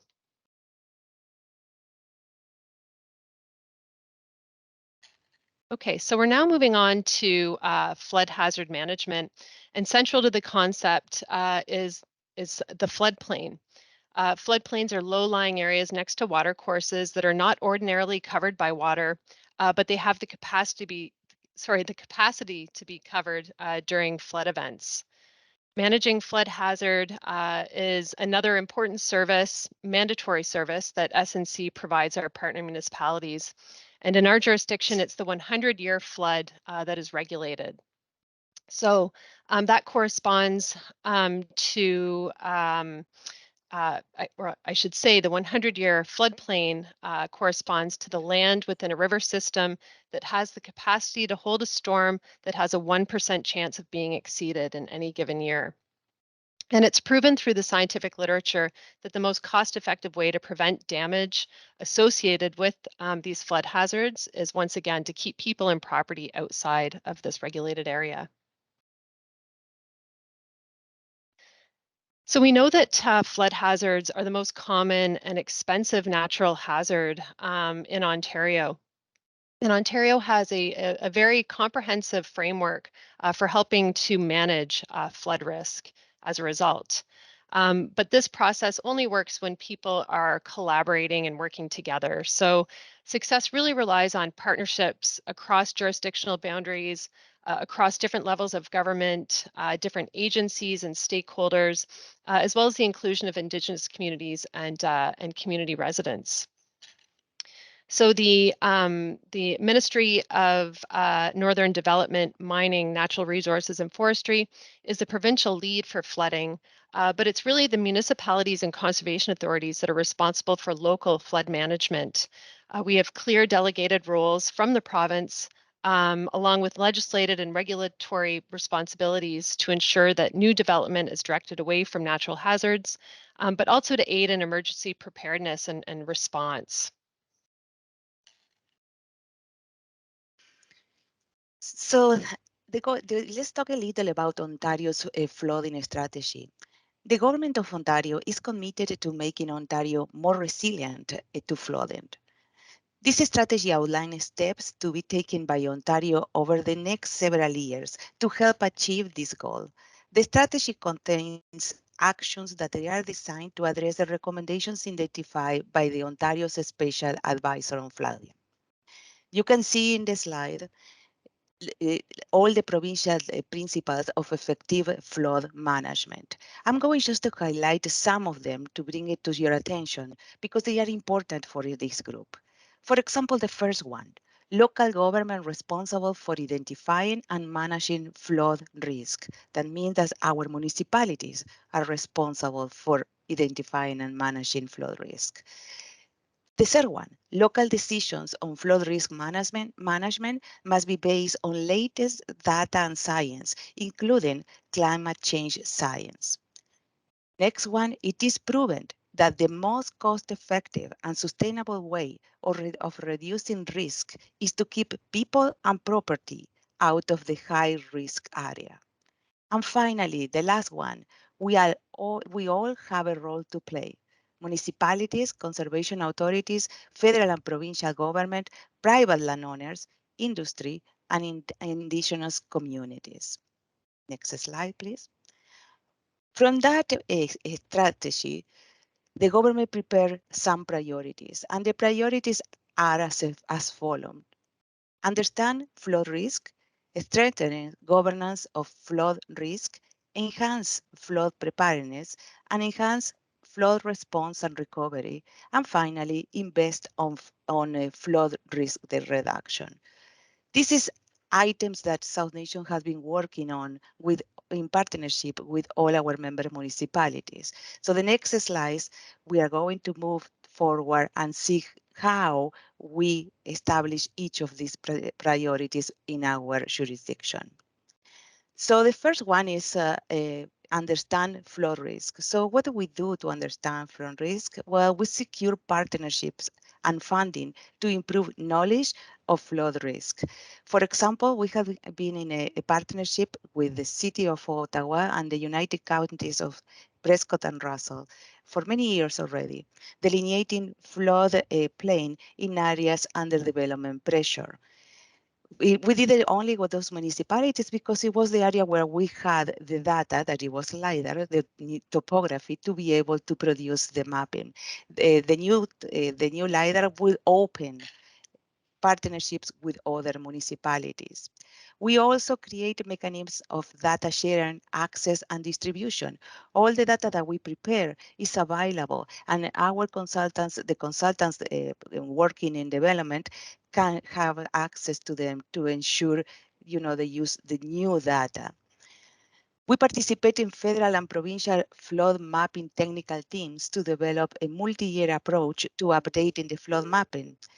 CAT is actually sitting in the Provincial for Flood Forecasting and Warning Committee, and I am sitting in the Provincial Ministry of Natural Resources reviewing the flood guidelines.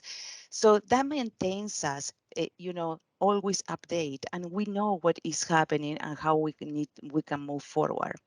And finally, for us, public awareness and education is super important. You can hear all our partners municipalities talking about our open houses and talking the way that we explain, what is floodplain to our residents is the summon of our work. Next slide.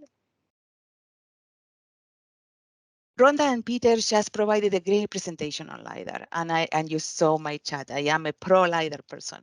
I just would like to mention on that the LiDAR provides, provides accurate, cost-effective elevation data to improve floodplain mapping in this case and erosion hazard mapping. The cost has been reduced amazingly. If we didn't have the LiDAR, we would not be able to undertake this kind of projects. Next slide.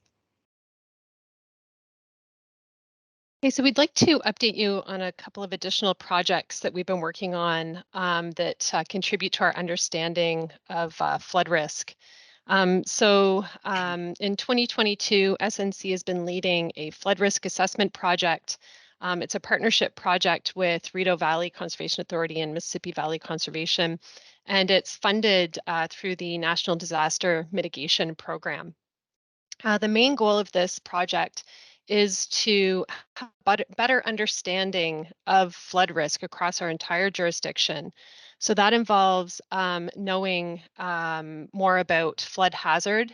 So those areas that have the most potential for flood exposure, or those areas that are most likely to flood, as well as having information on those areas across our jurisdiction that are most vulnerable to the impacts of flooding. So the areas that it would incur the most consequence or the most cost should they flood. So I'll give you just a little more information on those two different things, flood hazard and flood vulnerability. For the flood hazard portion of the analysis, we used a state-of-the-art geospatial analysis using rasters to look at the areas that are most likely to flood. And that analysis involved looking at height above nearest drainage, distance to water courses, slope, as well as water infiltration characteristics into the soil. So the map on the left, you'll see those red areas. They were determined through this analysis to be the areas that are the most likely to flood or have the greatest, I guess, risk of flood exposure. And we actually overlaid existing floodplain mapping products both within the South Nation jurisdiction as well as Rideau Valley jurisdiction, and found really good correlation between this product and our floodplain mapping products. Of course, the floodplain mapping products having a much higher degree of accuracy, but we feel that this is still a really good way to get a first cut looking at flood hazard. Next slide here. So the other part of this project was, again, looking at those areas across our jurisdiction that are the most vulnerable to flooding. And this involved vector analysis at a catchment scale of about 125 hectares. So within each of those areas, we looked at population, the number of buildings, the amount of infrastructure, the amount of economic activity, whether there were municipal drinking water sources present, the environmental sensitivity present within those areas, and a number of other parameters. So all of those things contributed to information on the consequences or the cost that would be incurred should those areas flood. And the red areas that you see in the map on the left correspond to areas that that have the greatest consequence based on those parameters that we selected within our jurisdiction. So flood risk is, of course, a combination of both hazard and vulnerability. So at the end of the day, we now have water courses that are rank ordered based on not only how likely they are to be flooded, as well as how costly are those water courses that have the greatest consequence. And this information is really key to future flood mitigation projects. The next part of this project involves taking our products around to our partner municipalities and getting their feedback and contributing to a 10-year floodplain mapping strategy.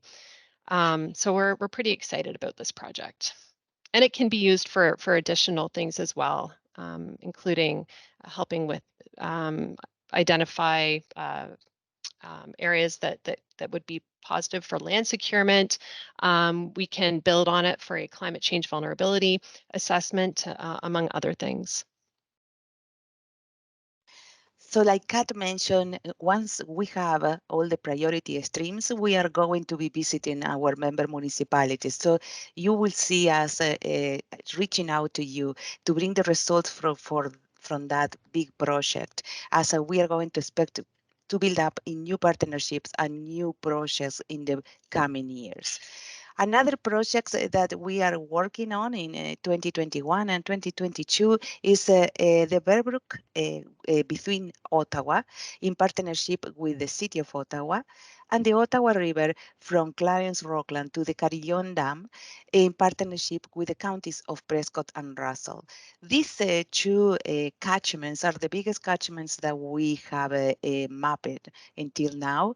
We have completed many other projects in the last 9 years. Our team started mapping floodplain maps, mapping floods and erosion in 2013.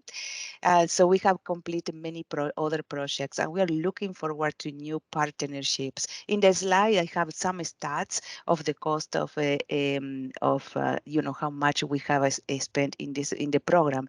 But to give you an update, when we started in 2013, it was costing us approximately $12,000 per kilometer to produce a floodplain mapping, and today we are almost $8,200 per kilometer. So as when we get experience in producing this kind of lines, we do the work faster, and the cost is a lot cheaper. Next slide, Kat.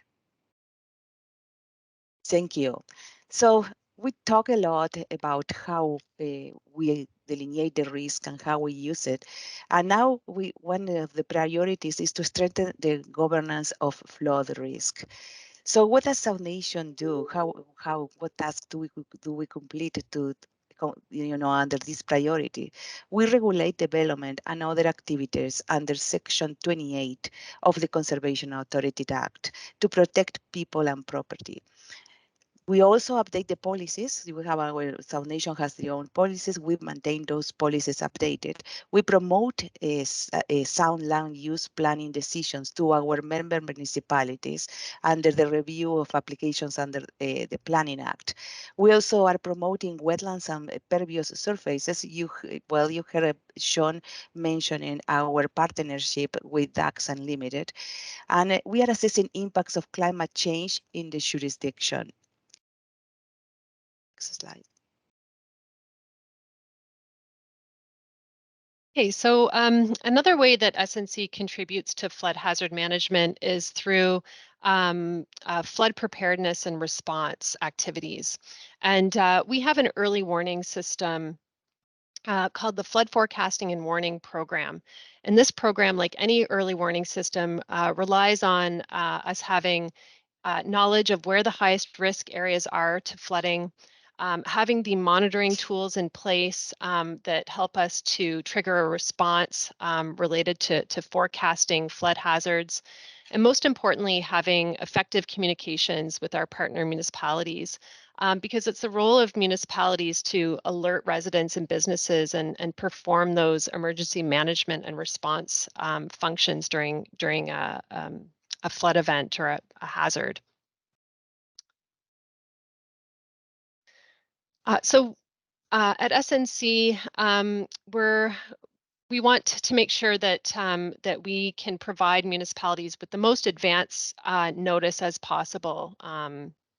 And so we've been working for the past 5 years on building our adaptive capacity to successfully forecast and communicate flood hazard. So we pride ourselves on staying current with what technology has to offer and leveraging our tools through external grants to make improvements. And in the, as I mentioned, in the last 5 years, we've added a flood forecasting model to our suite of tools made possible through a federal agri-risk grant. We've built and improved on our real-time data collection platforms, so those climate stations across our jurisdiction to give us up-to-date information on water levels, precipitation, and snow. We've adopted a new data information system called Whiskey that allows us to connect to those data collection platforms and capture that real-time information and have it available at our fingertips so we can do analysis right on the fly. And we've also developed an Esri Survey 123 app to help document flood across our jurisdiction. So when we have boots out on the ground, we can take this app with us on our phones, snap photos, take down information and share that with people back at the office or share that with others that require that information. And then, of course, we've been improving our communications products with our partner municipalities and residents as well. So for the next priority is secure funding for flood risk reduction. So as I think all of you know, we are experts trying to secure funding for every project that we want to complete. Hazard mapping is one of the projects where we have the secure funding under the National Disaster Mitigation Program. It was 6 years with secure funding, 5 years, and in each of them we have several projects. We have, as Sean mentioned in his presentation, we have dams that we operate. These dams are located in key areas, and we maintain and operate them to reduce flooding and erosion, and even to maintain water levels during drought seasons. So we apply for grants to maintain these and operate these water control structures too. And one of our big investments is land securement. And securing that land is very important because it gives us, we make sure that trees are still on the land, that wetlands are in the land, and all of that is what is reducing the risk of flooding. So sometimes when we talk about flood hazard management, we are thinking just, looking where the floodplain is, reducing the flow into those areas is very important. Finally, we are now investing in the climate change vulnerability assessment. And this is something that the government has been looking into it, and it was a lot of discussion into including climate change scenarios into the flood lines delineation. Next slide. So, when we talk about natural hazards, sometimes we say, oh, nothing happened. Kat and I were, when we were preparing the presentation, we thought, well, let's give a run over the years because in South Nation, many things have happened. Here in this slide, you have 2 pictures, and in the 2 pictures are in the same area in 1982 and 1987. This is the second round in south of Plantagenet. This area continues flooding yearly, but definitely we have adapted to that small flows. Next slide. We wanted to give you some examples of not just flood hazard, but erosion hazard. And I think everyone here is familiar with the landslides that have occurred in the Lemieux area. 3 known landslides in the last century, which have had really devastating impacts on the surrounding communities. The last landslide in 1993 dumped up to 3.5 million cubic meters of soil and liquefied clay into the river, damming it for over 3 kilometers. So as I don't know if you are aware, but a portion of the town of Chrysler is in the floodplain. So the pictures shown the events in 1907 and 1982. But in 1986, South Nation built the Chrysler Dike to protect the town. And since that dike has been constructed, there has been not flooding issues. That's why it's so important that we keep maintaining our water control structures. The dike is one example of them. Ottawa River flooding in 2017 left thousands of people homeless and has cost millions of dollars.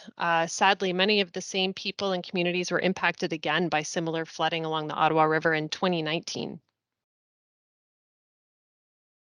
And the same happened in the San Lawrence River. In 2017, the San Lawrence River surpassed many government levels with an unexpected flood. But by 2019, many changes were made, and we were ready when it happened for the second time. So, as you know, over the years, it has been a lot accomplished, and we learned a lot. So, Kat and I are going to present this slide together because it's the power of partnership. So we thought, let's partnership in this slide to see how it goes. So business are better together. We know that there is we know that there is a potential to move things forward if we are together. Kat? That's right, Sandra. We know that collaborations are really key to moving forward, and especially given some of the challenges that we can expect. We know that climate change impacts, which include more frequent and intense storm events, will cause further impacts to flooding and erosion hazards within our municipalities and jurisdiction. We know that the costs associated with these hazards and their impacts are increasing and becoming more difficult for people and communities to recover from. And we also know that there's a growing population within our jurisdiction, with populations forecasted to increase by up to 30% in some areas by 2046. And I'll pass things back to you there, Sandra. Thank you. So with the common goal in mind, South Nation, the City of Ottawa, and the United Counties of Prescott and Russell ensure future resilient communities in areas of high development pressure. We invested yearly to delineate natural hazard to ensure our residents and their property are safe. Now, the new LiDAR, again with LiDAR, data open partnership opportunities with Leeds and Grenville and SNC. We want to continue embracing the natural hazard management program. So hopefully in the new years, in years to come, we are working together looking, delineating the hazards in those areas. And I'll just end by, for me, by saying that I think it's really important that as we move forward to look for ways to build, again, our adaptive capacity so that we can manage these hazards and potentially adapt different strategies in the future to dealing with them. So, and how the slide said, communication is key. So we are here to make sure our municipalities are aware of what we are doing, how we are working on, and we also need to hear from you. So right now I'm going to challenge you to let us know You know, what do you need to make your communities resilient? How can we help you? Reach out to us and bring your ideas. You know, for us, it's very important. We don't work in a municipality, so for us, it's very important to know what you need. If you bring your ideas, definitely we might be able to help and do something together. So together we can create more resilient watersheds. We just need to communicate.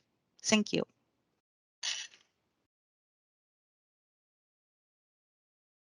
Thanks, guys. Thanks, Kat. Thanks, Sandra. I think that's a great way to wrap up, a good call to action for anyone on the call, and an honest one too, whether you tell us in the chat or you connect with us later today or by email at some point.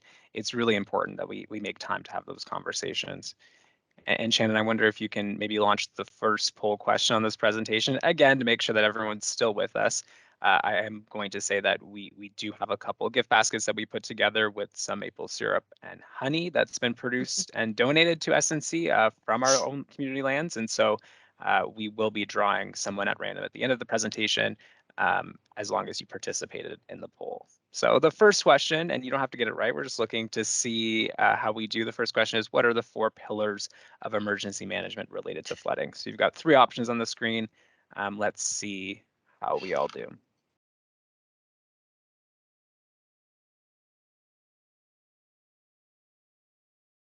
It's like people are paying attention. Yeah. We've got about a third of people responded so far.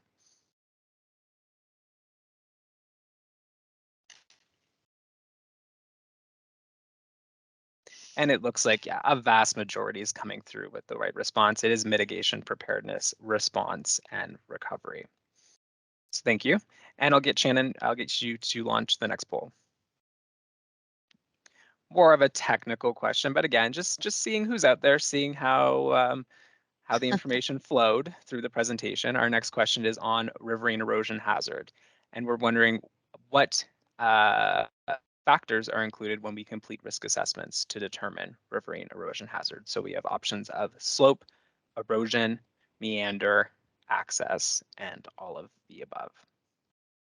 I see, Cindy, you're having some trouble. You can't see words on the poll. If anyone else has that same issue, let us know. It might be something isolated, but and Laura's following up there too with Cindy. And hopefully, like I said earlier, if you're having issues with that pop-up, you shouldn't have issues in the chat. So if you go to the chat function, you should be able to see the full question.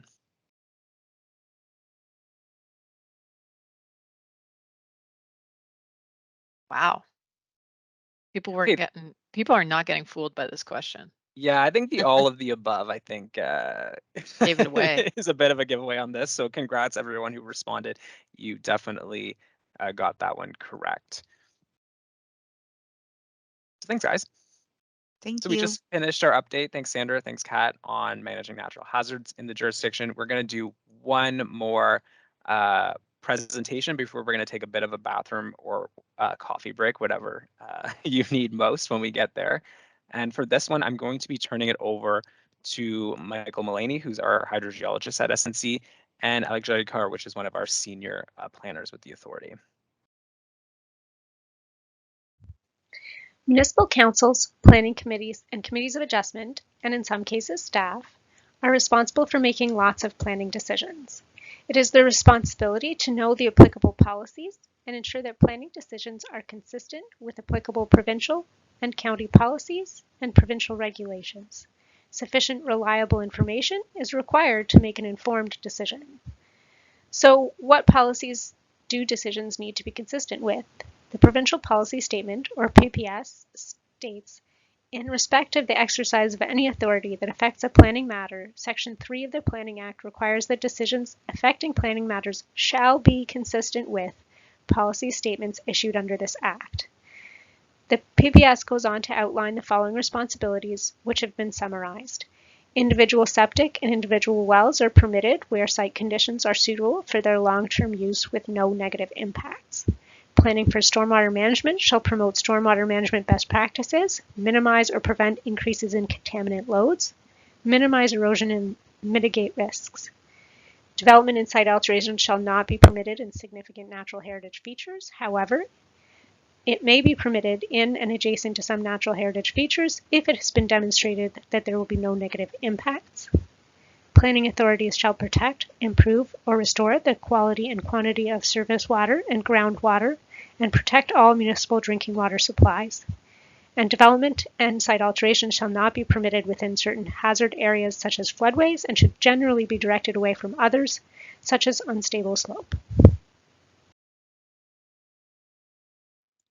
So how do technical studies fit in with the planning process? As part of the planning process, municipalities and counties with input from agencies like South Nation Conservation will determine what studies or plans are required for a planning application to be considered complete. This can include stormwater management, hydrogeological studies and terrain analysis, and environmental impact studies, among others.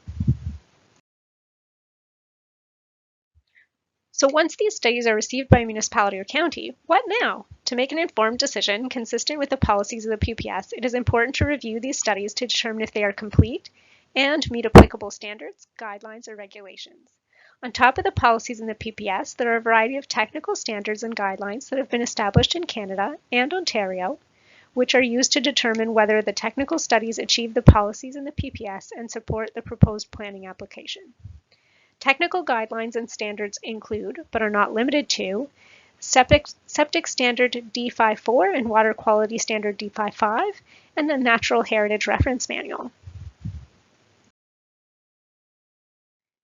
South Nation Conservation is not the approval authority for planning decisions. So what's our role in technical reviews? It can be difficult, particularly for smaller municipalities, to have staff with the qualifications, knowledge, and experience, or just the time to review technical studies or plans against the variety of applicable standards from MECP, MNRF, Conservation Ontario, etc.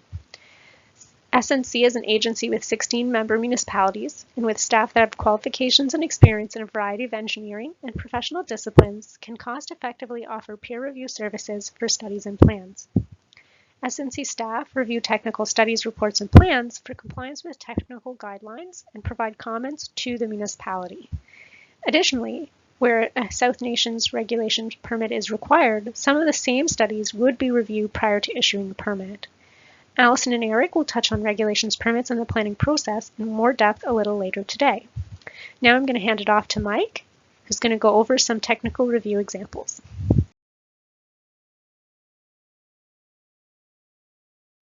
My name is Michael Mullaney and I'm part of the technical review team. I'll be presenting some examples where we provide expert support for the development of safe and sustainable projects. The technical team will provide advice with regards to all applicable provincial and conservation guidelines.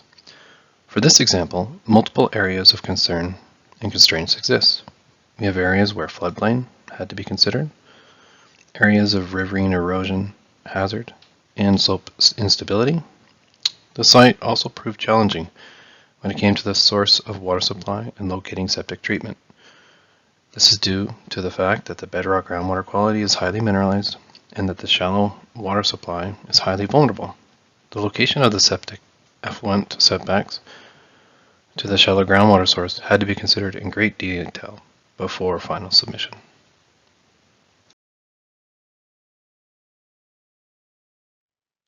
This example required South Nation to review a proposed development adjacent to a newly updated floodplain and riverine erosion hazard. The creek had slope stability concerns as well as meandering stream sections. The potential environmental impacts were reviewed and the stormwater facilities were carefully considered with regards to quality and quantity controls. South Nation worked very closely with the proponent to identify the best way to tackle the constraints identified and were able to keep the properties out of the finalized hazards.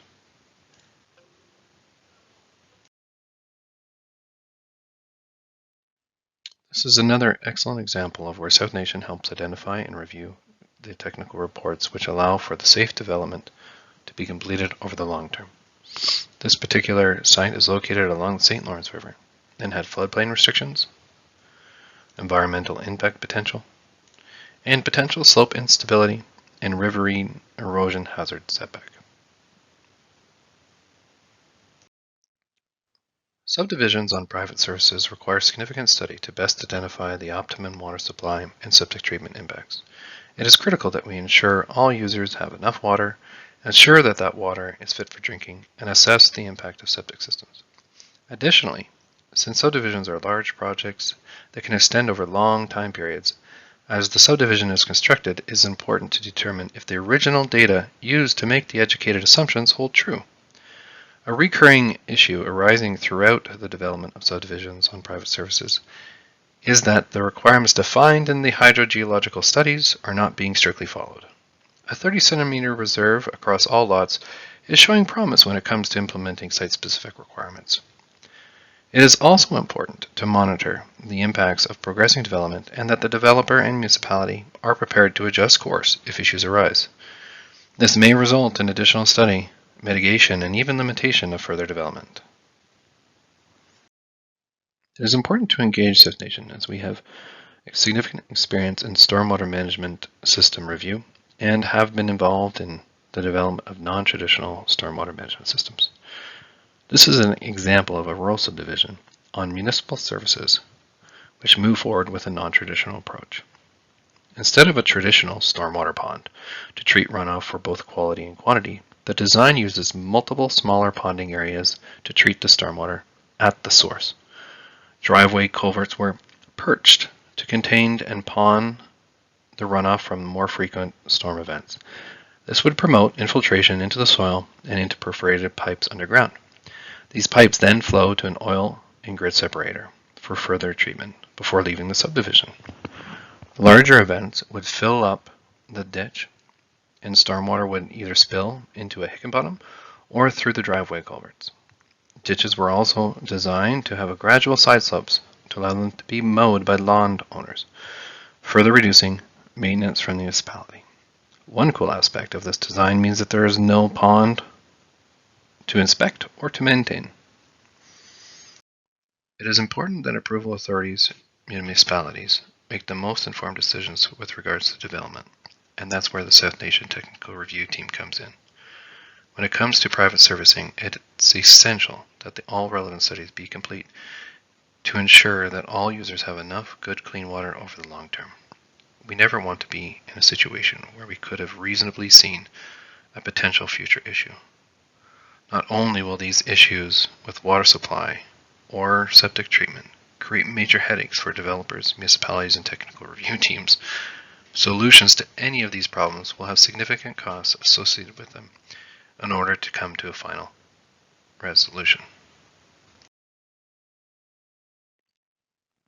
We wanted to highlight that things can and will have problematic outcomes if the technical requirements are overlooked. This example highlights the combination of importance of the riverine erosion hazard assessment, as well as understanding the nature of the potential flooding environment. This area was developed prior to our current guidelines, but would now be identified using three main factors of slope toe erosion, slope stability, and excess setbacks. Unfortunately, this area experienced a large landslide initiated by increased slope toe erosion by the 2017 flooding event. The current estimate of repairs by the municipality is approximately $26 million to protect over 100 homes from subsidence and slope failure. The policies in the PPS and the guidelines and standards technical studies are reviewed against are intended to ensure development is safe, does not negatively impact other property owners, natural heritage features, and wildlife, and is financially viable over the long term. So what could go wrong? Well, that's a big question, and Mike just went through some examples, but the thing to remember is that municipalities are responsible for making decisions that are consistent with the PPS. This means that there could be increased liability if something goes wrong, and worse, it could be unsafe or unsustainable.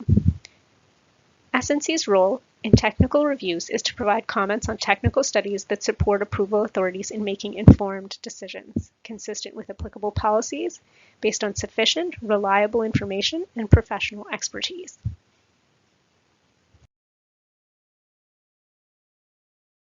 All right. Well, thanks, Alex. Thanks, Mike, for the presentation. If anyone does have any questions, feel free to use the raise hand feature in the chat and we can get back to you, or of course we can connect in the chat or anywhere else.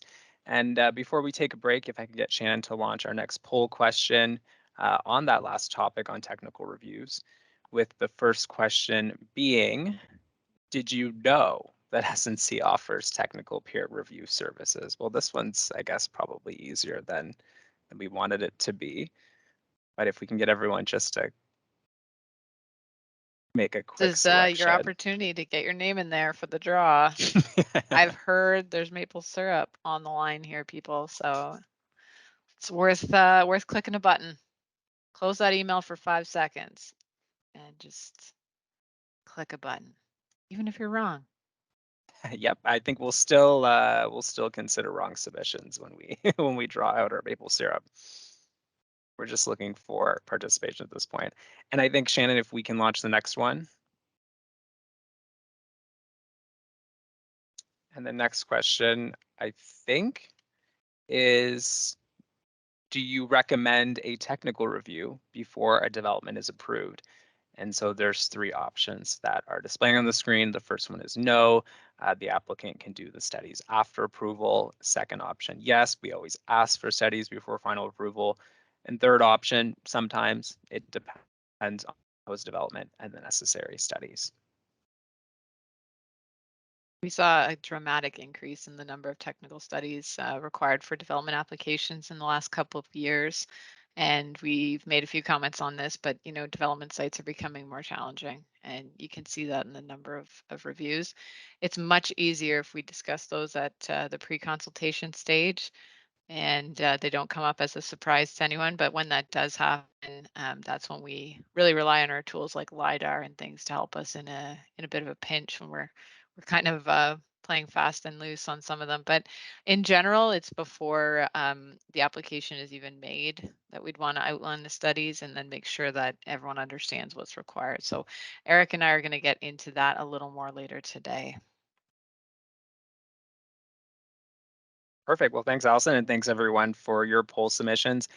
We are at our break, so we will go ahead and take a few minutes. Again, bathroom, coffee, whatever it is that you need.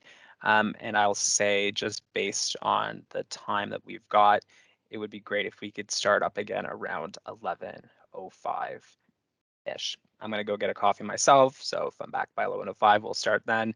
If I need an extra minute, I hope everyone will be patient with me. See you guys soon. Thanks.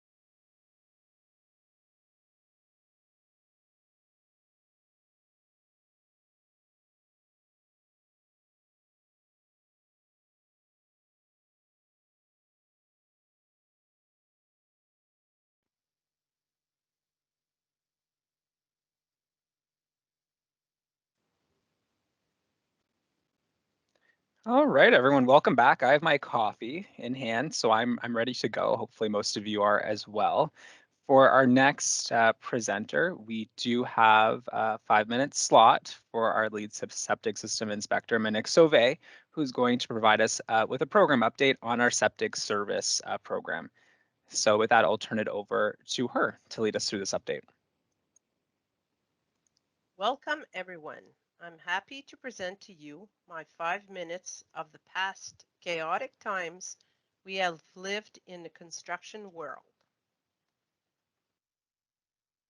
Predicting 2022. Well, don't count on it. I'm sure the last few years we have lived, none of us have expected or predicted it. Is it going to be busy? Well, it already is, and it seems like it never stopped. Now, let's go back in 2020, 2021. So much to absorb in so little time, and from one thing to the next. With 35 vacant lots left in one of the subdivision on private services, selling out like hotcakes, where usually a house could be built move-in ready within 3 months. We're now 8 months, and this is what you could expect. Septic and well done, framing, but still missing windows except one and no siding. Cause of delays, material taking forever, labor workers nowhere to be found, and we have seen having to pay $100 a sheet of plywood to cover each window holes for the winter months. It's reality, and it's just the beginning.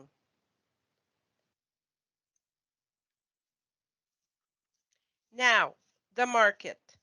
Look at this beauty. Selling at ridiculous prices.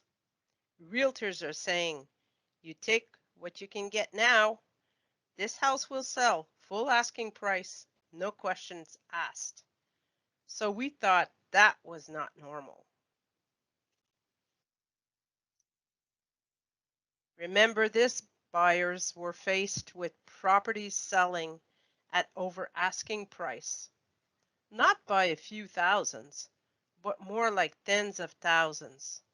How crazy was that? Then hit with bidding wars, with 20 buyers interested within minutes of it being on the market. Then, to top it off, buying with zero conditions. What about that 50-year-old septic system, leaving no leeway if things go wrong, and cross your fingers, nothing does. A never seen out of control market, and it keeps going on for months on end. Luckily, it did somewhat slow down. This chaotic market resulted in permits pouring in and increasing by more than 100 in 2021. Builders and owners applying early, even in the low times, saying the permit is the easy part compared to the rest to come. So permit-wise, we have seen more and more secondary dwellings or living space to either existing or simply new altogether, with 8 bedrooms and 8 bathrooms proposing gigantic septic systems. What made me laugh was conversations I had with urban people who sold their house in the big city, wanting to move in our rural area, referring it to now living off the grid on a private septic and a private well. And saying, well, now all I need is a few chickens and a goat. So permits are in, but nobody is available and booked for the year. Seems like we will be dealing with 2021 permits in 2022 and the 2022 permits in 2023. Maybe that I can predict. So now lastly, the great news. We are wrapping up contract renewals with our municipality, agreeing to another 5 years. Plus, more good news. With the Leeds and Granville Health Unit transitioning responsibility back to municipalities, we are currently discussing with a few of these municipalities potentially expanding to our program in that county. So remember this, a flashback on how this all started. Reminds me how important my job is.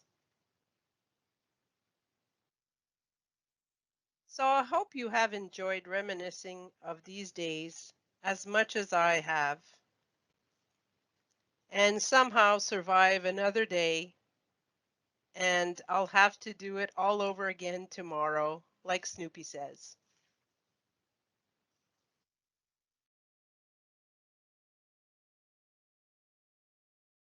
Thanks, Monique. I know it's only 5 minutes, but you're always a highlight for this MID, for me anyway. My favorite slide, Minik, well, actually, there were a few, but my, my favorite slide, I think, was the slide you used before the goat one, where there's this like picturesque scenic view of a home in a backdrop with a forest. I'm pretty sure that's from a Sims build exercise, like the computer game. I'm not sure if anyone's been able to achieve that in reality, but for anyone who's still simming these days, I think that's that's where you might find a house just like that. And I wonder if Shannon, we can get you to launch our first poll question on this presentation. Great question. First one is SNC issues septic permits for systems with a design flow that exceeds 10,000 liters per day. So this is a true or false? Looking to see what responses we get on this one. This is a good one. I feel like our friends in Castleman will be right on top of this answer because they've had to deal with this recently. I like to see the contractors that play the game. Nick, how close can I get to 10,000 without going over? That's a fun game. Minik, do you have a quick comment on that one? Maybe obviously most of our respondents are in, not everyone picked false. Maybe Minik, do you want to just provide a quick explanation on this one? Yes, we approve septic systems that are below 10,000, even though you submit an application at 9,999 liters per day. That does belong to South Nation, but anything over that exceeds the 10,000 goes to MECP. And is it true or false, Monique, that we tend to issue our permits quicker than the MECP? Absolutely. That's a freebie question. Yes. And Shannon, can I get you to launch one more on Minik's presentation?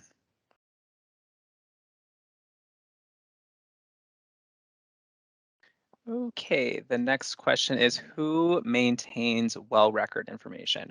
We asked this question last year. I'll be honest, it did trip up most of our guests. So hopefully most of our returning attendees will remember this conversation, but the options on the screen are conservation authorities, the Ministry of the Environment, Conservation and Parks, and municipal offices. We're looking for which agency maintains well record information. And this is a pretty popular question that our front desk staff will get most months of the year. We've got about half of our participants responding. We've got options for each selected. It looks like people learned from last year, remembered what they heard for the most part. So there's a great portal actually online where you can look up the well records, and it is the MECP that maintains those records. And we use it, sometimes we're looking up well records if we're reviewing hydrogeological reports or looking. Monique would use that in her day-to-day, but it's unfortunately not our office that you would send people to for that. However, if we get those calls, we're happy to redirect them and make sure they're pointed in the right direction. So. Absolutely. And our next question, last one on this one, good segue though, is SNC offers a septic search, a useful service for home buyers and sellers. And the question to our attendees is, do you know where your septic tank is located on your property?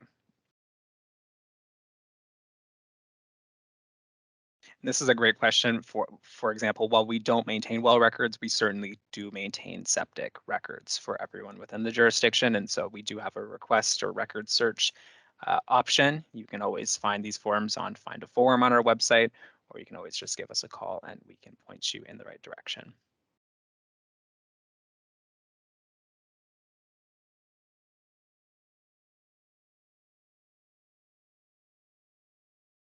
Most are saying that they know where their septic system is, or not applicable, I assume, because they're on city or municipal services. But there's a few people that don't know where their septic system is. So hopefully we'll connect with some of you in the future. So thanks, Monique. Appreciate you making the time to present to us today.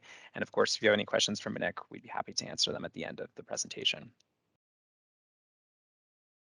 So just moving on the agenda, our next update is on our land securement strategy. And for this project update, we'll be hearing from Pat Pitts, who's the team lead at the authority for our property portfolio, and Alex Shalikar, who's one of our senior planners. A living natural legacy. Managing and securing lands for social, environmental, and economic benefits is a core business function of South Nation conservation. A land base owned and managed by a public body is one of the most reliable and stable means to achieve conservation goals of clean air, clean water, protection from natural hazards, or outdoor space to enjoy nature. SNC has been building a legacy for future generations for over 60 years. Early acquisitions starting in 1960 were heavily influenced by the Provincial Agreement Forest Program and were dedicated to the restoration of forests within the watershed. The Agreement Forest Program eventually declined and was replaced by federal and provincial programs that targeted broader natural heritage objectives. Current programs still maintain those broad natural heritage goals, but also contain specific objectives to meet targets towards protecting natural spaces and contributing to the reduction of greenhouse gas emissions. SNC now maintains 176 individual properties comprising nearly 13,000 acres, where more than 800 species of plants and animals have been documented within 51 distinct ecological communities. This is truly a diverse and biologically rich legacy. The land acquisition strategy provides general guidelines for evaluating properties considered for acquisition. Cost, size, location, and existing natural heritage features factor into decision making. The next two slides provide examples of recent acquisitions.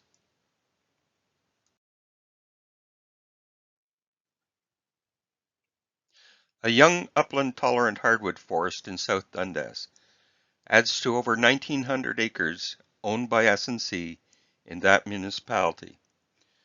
The acquisition of this 25-acre parcel maintains the integrity of a significant woodland identified in the county official plan by preventing fragmentation of two existing SNC forest properties. This contiguous forest created through public ownership protects a winter deer yard. The acquisition was finalized in March 2022.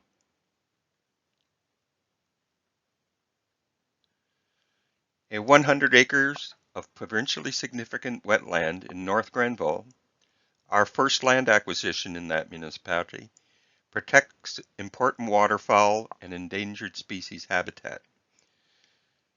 This headwater wetland is the source of the North Branch of the South Nation River. The acquisition was finalized in February 2022.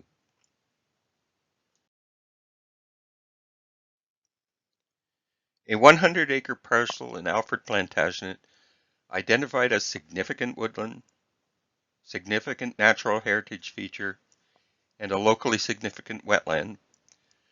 The property includes a mixture of open wetlands and mixed forest.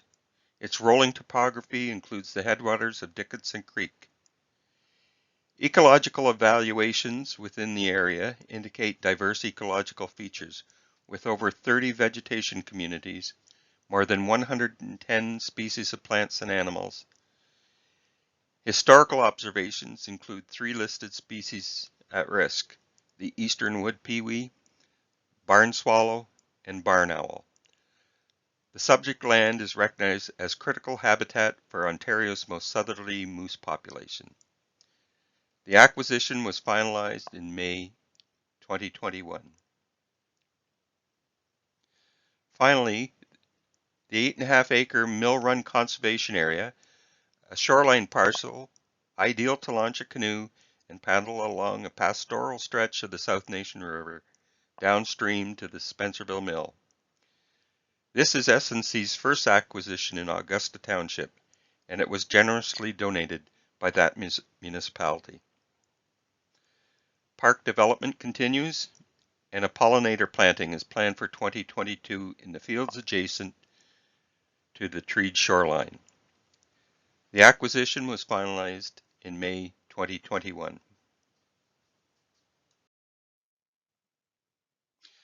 To put the location of land secured by SNC in context, this map shows the location of all SNC properties in green. Over 13,000 acres in total. Recent acquisitions in 2021 and 2022 are highlighted with blue diamonds.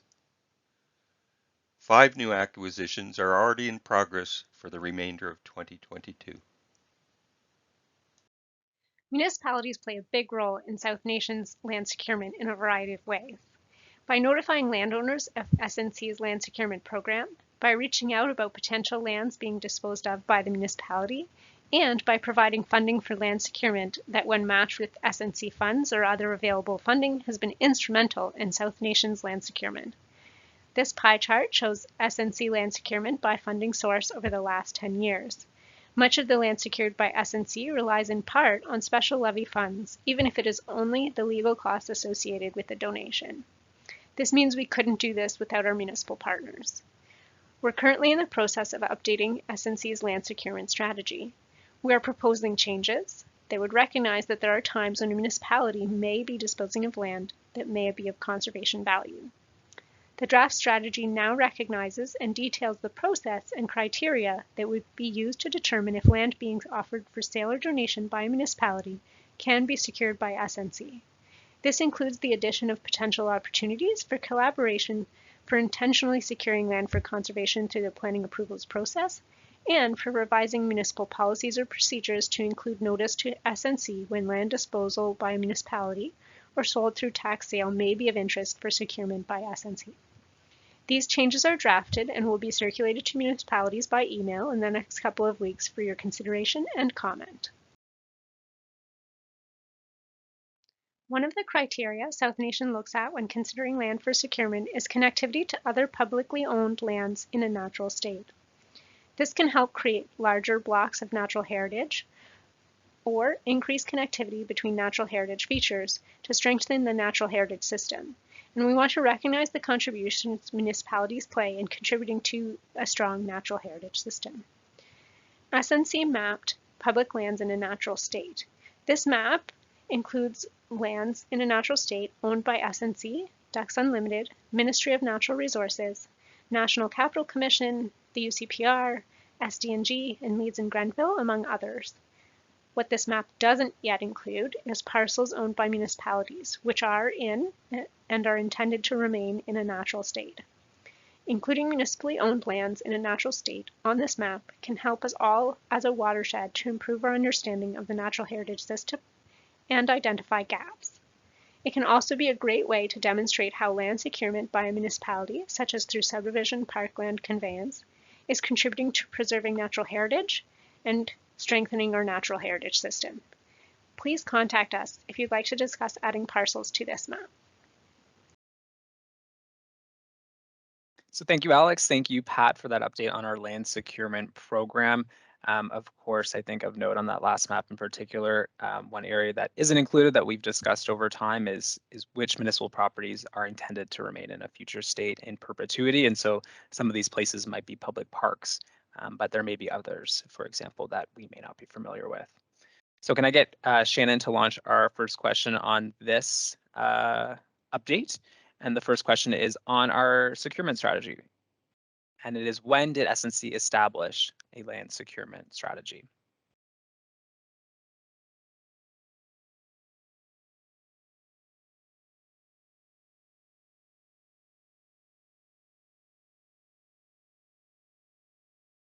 And on this, while we have been involved in purchasing or securing land since about 1980, there have been several different strategies that have informed some of our decision making, of course. But the last land securement strategy update was actually completed in 2014 at the request of our board of directors. And so it is this strategy that our team is in the process of reviewing and updating, and we're hopeful to bring it back to the board later this year. Shannon, can I get you to launch the next question?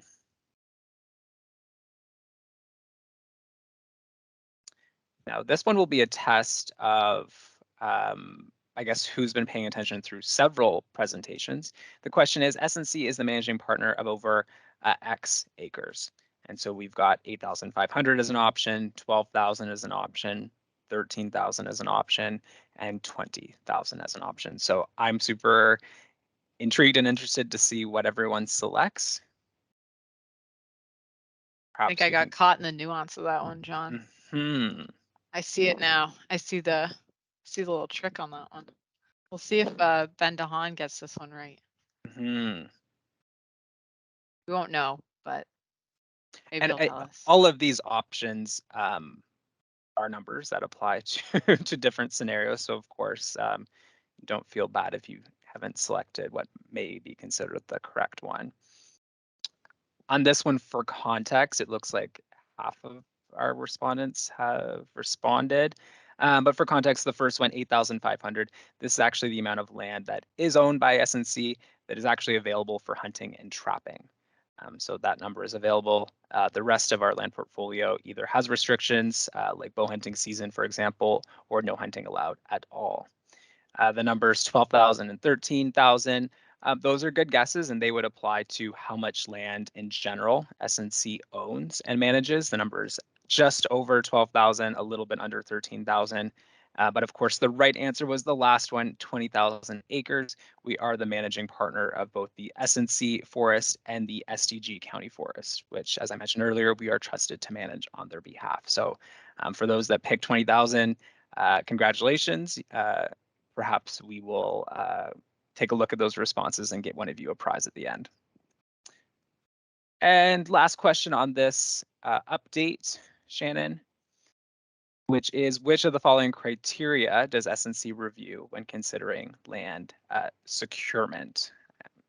See that it says security, we'll go with securement there.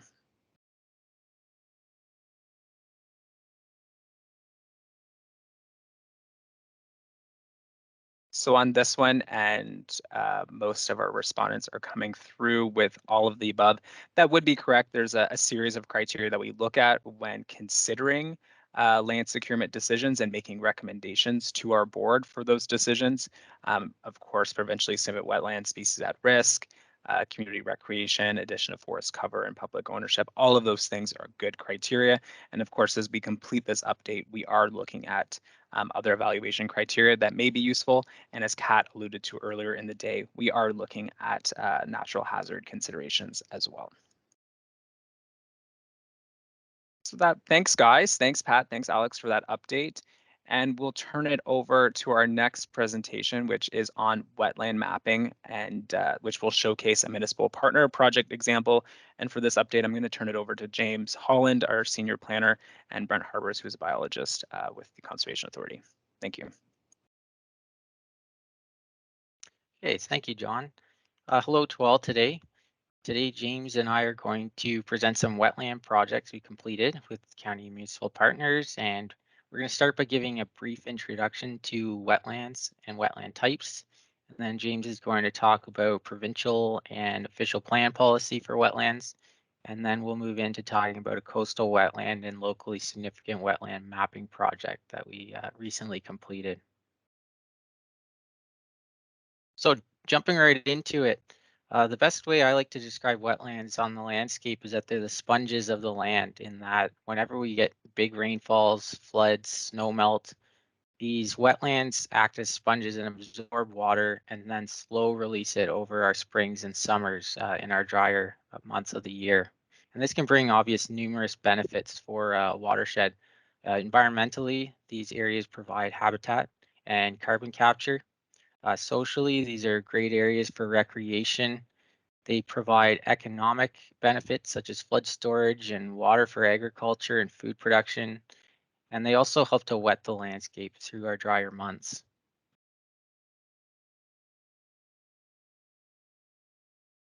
So when we talk about wetlands in Ontario, we like to classify them into 4 main types, and we're lucky to have examples of all 4 across our watershed. So starting in the top with a marsh type wetland, marshes are typically characterized by cattails and open water, and they typically have no trees or shrubs. And we have a lot of them along our main Ottawa River and St. Lawrence River in areas where historic damming has caused flooding, and now marsh habitats in those areas. Going across to bogs, we see a picture of the Alfred Bog here.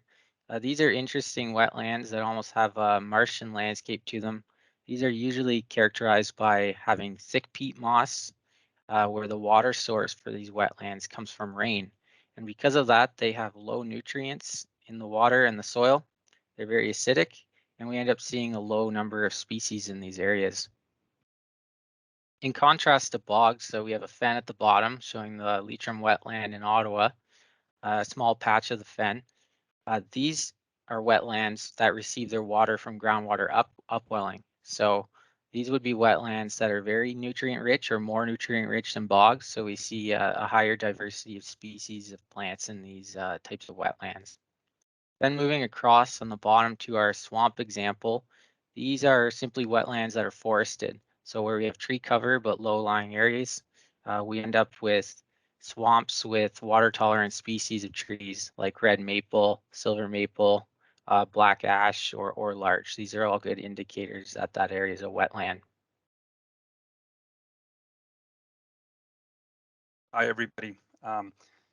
Brent and I are going to discuss 2 different wetland mapping projects done in different municipalities later in the presentation. One involves coastal wetlands and the other one is locally significant wetlands. Before we delve into those projects, I'm going to review the policy context. Policies can be a little bit dry and wordy, but they're absolutely key for understanding why South Nation has been asked to do these projects. First of all, in the provincial policy statement, the preamble indicates that municipalities are the most important vehicle for implementing the PPS, for achieving comprehensive, integrated, and long-term planning, and that is definitely true. In the natural heritage section, it says that development and site alteration shall not be permitted in coastal wetlands unless it's been demonstrated that there will be no negative impacts to the feature or its functions. The PPS then provides a wonderful definition for coastal wetland, which probably has been confounding agencies for many, many years. The first part says any wetland that's located on one of the Great Lakes or the connecting channels. This would include the St. Lawrence. Good so far. Then it says any other wetland that is on a tributary to any of the above specified water bodies and lies either wholly or in part downstream or a line located 2 kilometers upstream of that 1 in 100-year flood line plus wave run-up of the large water body to which the tributary is connected. Difficult definition to understand. You can understand how some of these potential coastal wetlands might be missed when agencies have to try to apply this definition. Next slide, please. So the next policy that applies is in the Natural Heritage Reference Manual. This is the provincial guide for interpreting the PPS, which was in the previous slide. And it states that planning authorities may choose to use approaches that go beyond the minimum PPS natural heritage policies and criteria established by the province. Planning authorities can adopt standards that address the protection of features deemed significant at a regional or a local level. In other words, potentially locally significant wetlands. Planning authorities may also choose to include environmentally significant or sensitive areas and or wetlands as identified by local conservation authorities or planning authority or the planning authority in their planning documents. So while the PPS doesn't speak specifically to locally significant wetlands, the Natural Heritage Reference Manual enables local authorities to go beyond and to identify locally significant wetlands.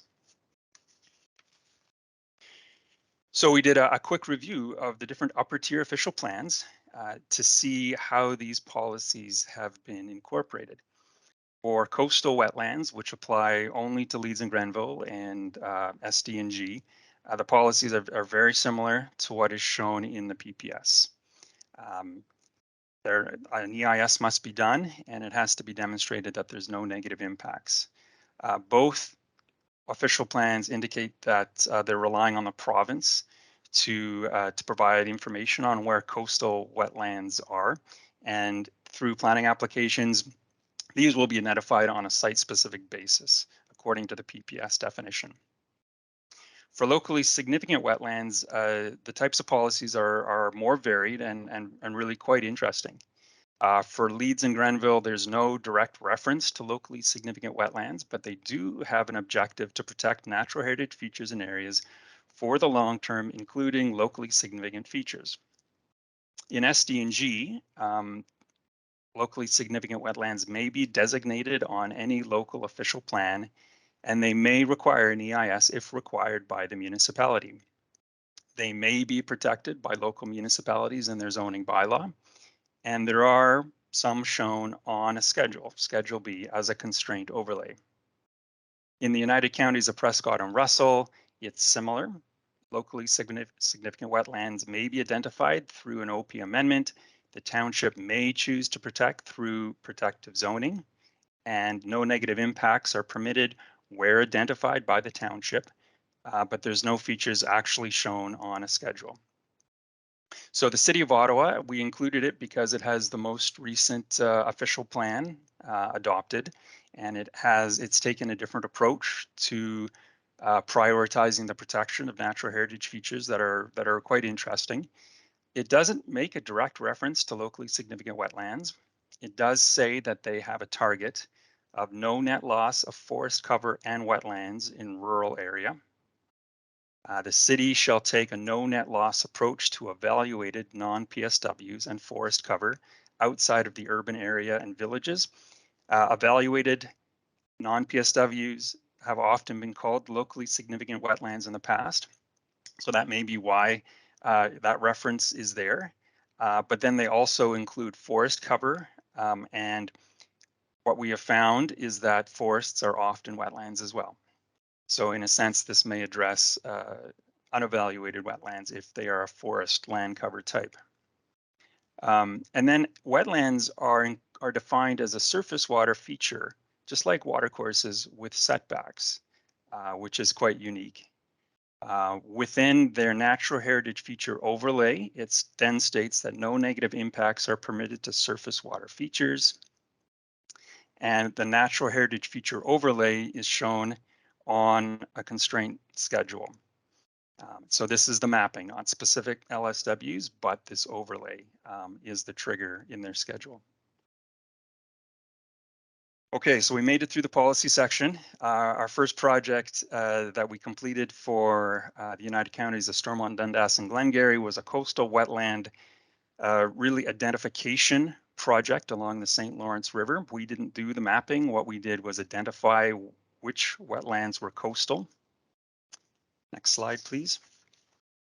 This map shows all of the different potential coastal wetland layers. The pink features are provincially significant wetlands. The blue are unevaluated wetlands that are downloaded from the provincial data set available to everybody. They tend to be outdated. They tend to be quite inaccurate. The yellow polygons are from a new data set that was released by the ministry in 2020. The project was called the Great Lakes Shoreline Ecosystem Mapping Project. And it shows a considerable change in wetlands. If you look at the table for South Dundas, you can see how the amount of unevaluated wetland decreased very significantly from about 2,300 hectares to about 900 hectares.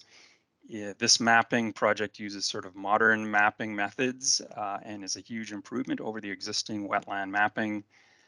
Our role in this project was to take that layer and to identify which of those wetlands met the PPS definition of coastal.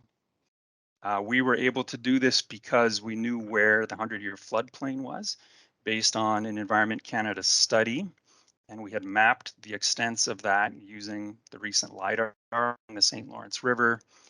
We determined which wetlands were hydrologically connected to meet the definition. We then developed a technical memo.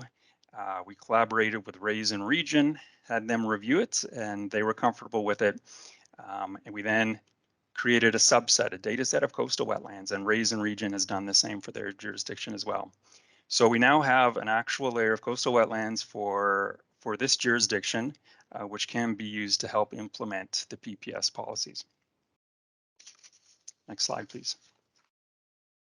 So the next project is an example where we did mapping from scratch in the township of Alfred Plantagenet. Next slide, please. So the township has experienced forest cover loss like many other areas in Eastern Ontario. It has resulted in a lot of public concern, a lot of media attention, and there was an online petition that was started by local residents. The township considered enacting a forest management bylaw, but it's difficult to draft these bylaws. They're difficult to get right, and they're also difficult politically to move forward. So they're considering a novel approach that focuses on locally significant wetlands. The majority of the wetlands in Eastern Ontario fall into wooded classes in the ecological land classification system. They're going to be either treed swamp or shrub swamp. So the township has asked SNC to map all wetlands within the natural heritage system that are 2 hectares or larger. So those are the areas shown in the black hatch and the green corridors. These features may be zoned in a restrictive zoning, and if so, and if SNC is asked by the township, SNC could regulate them under the Conservation Authorities Act, which would provide a mechanism that's similar to a tree management bylaw. So next slide, please.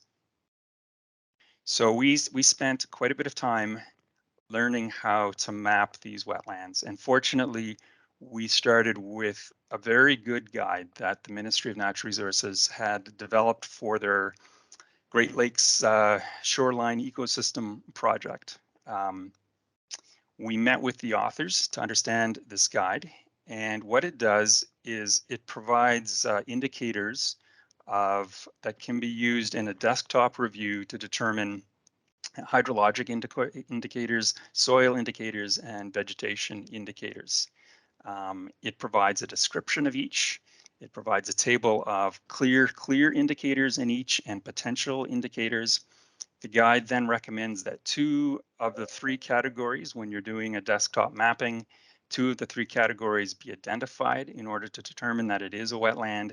And then the guide provides all of the data sets and many examples of how to use those data sets to identify these different indicators. We found that this was really an excellent resource, and it really enabled us to hit the ground running with this project. So in this slide, I'm going to provide more of a conceptual overview of the methodology. And in the following slides, Brent is going to provide examples with the supporting data sets. All of our mapping was done by an ecologist. We had a team here consisting of 2 ecologists, a GIS staff, and myself. And we developed this, but the mapping was done mainly by Brent because This depends heavily on being able to do air photo interpretation. So the first step is to use imagery to identify a clear hydrologic indicator, and this confirms that a wetland is in fact present in that area. This would be done generally in spring imagery when you can see the ground and you can see the water. The second step is to identify supporting soil indicators. This would be tight soils, potentially clays, things that would show that there could be water at the surface. Third was a review of topographic information, and this is where we again relied heavily on LiDAR and LiDAR derivatives. We created a terrain map, which has a color ramp that shows the way that water is likely flowing across the landscape. We used contours, and contours are very good at helping to see where there's a gradual gradient, where there are very flat areas, where there are sharp ridges, and where there's a complex topography, if it's a hummocky topography. The hillshade is a very useful tool to help to see patterns and textures on the ground. And then we learned to see how different textures were indicators of a natural, like forest floor, versus an area that had been modified through human use. Things like linear features that showed where there'd been drainage put in and tile drainage and whatnot. So the next step was to use LiDAR again to look at vegetation heights. We created a vegetation height layer based on differencing the height of the trees from the ground.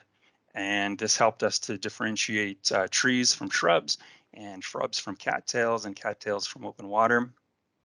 And then the next step was to cycle through all of this information and these layers and to do a heads-up digitizing based on imagery.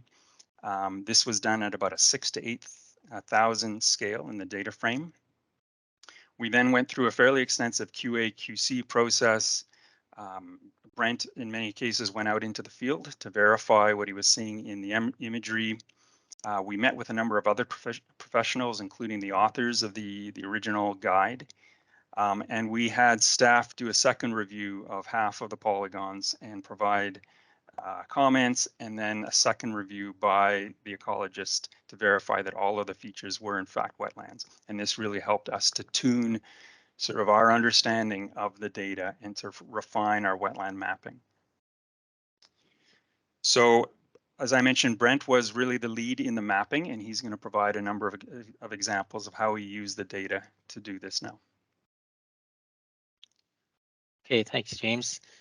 So yeah, looking at our indicators, our hydrologic one is our most important indicator and first step when we're mapping wetlands. So we want to find where the water is on the landscape.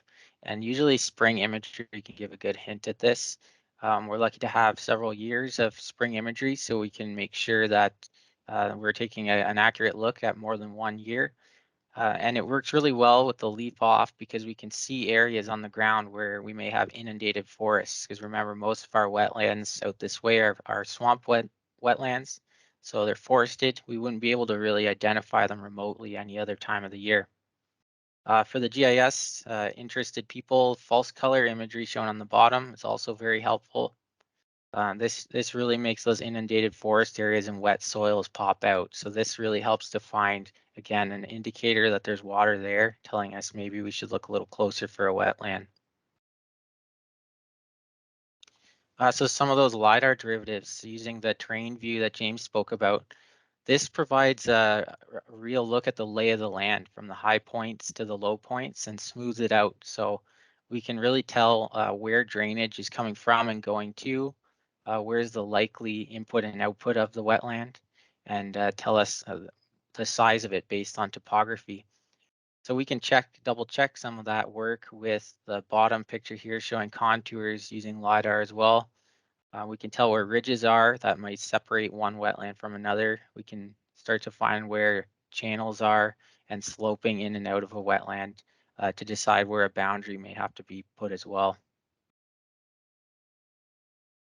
So more LiDAR derivatives, the hillshade. This one was a very important layer when we're doing our wetland mapping. It's all about textures. So from going out in the field and then back inside and looking at LiDAR, or standing in the field and looking at a LiDAR map of the area you're in, you can really begin to develop an idea of what a wetland terrain looks like. In this picture, you can easily see the smoothed out farmed field versus an area that's less disturbed or not disturbed at all. There's more of a mottled surface in the wetland areas. In our bottom picture there, we have an example of vegetation heights. So another good hint at where wetlands may be.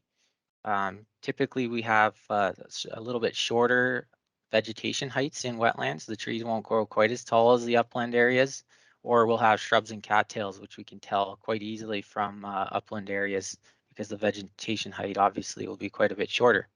And you can see how the agricultural fields really show up in this as well to help with boundary delineation.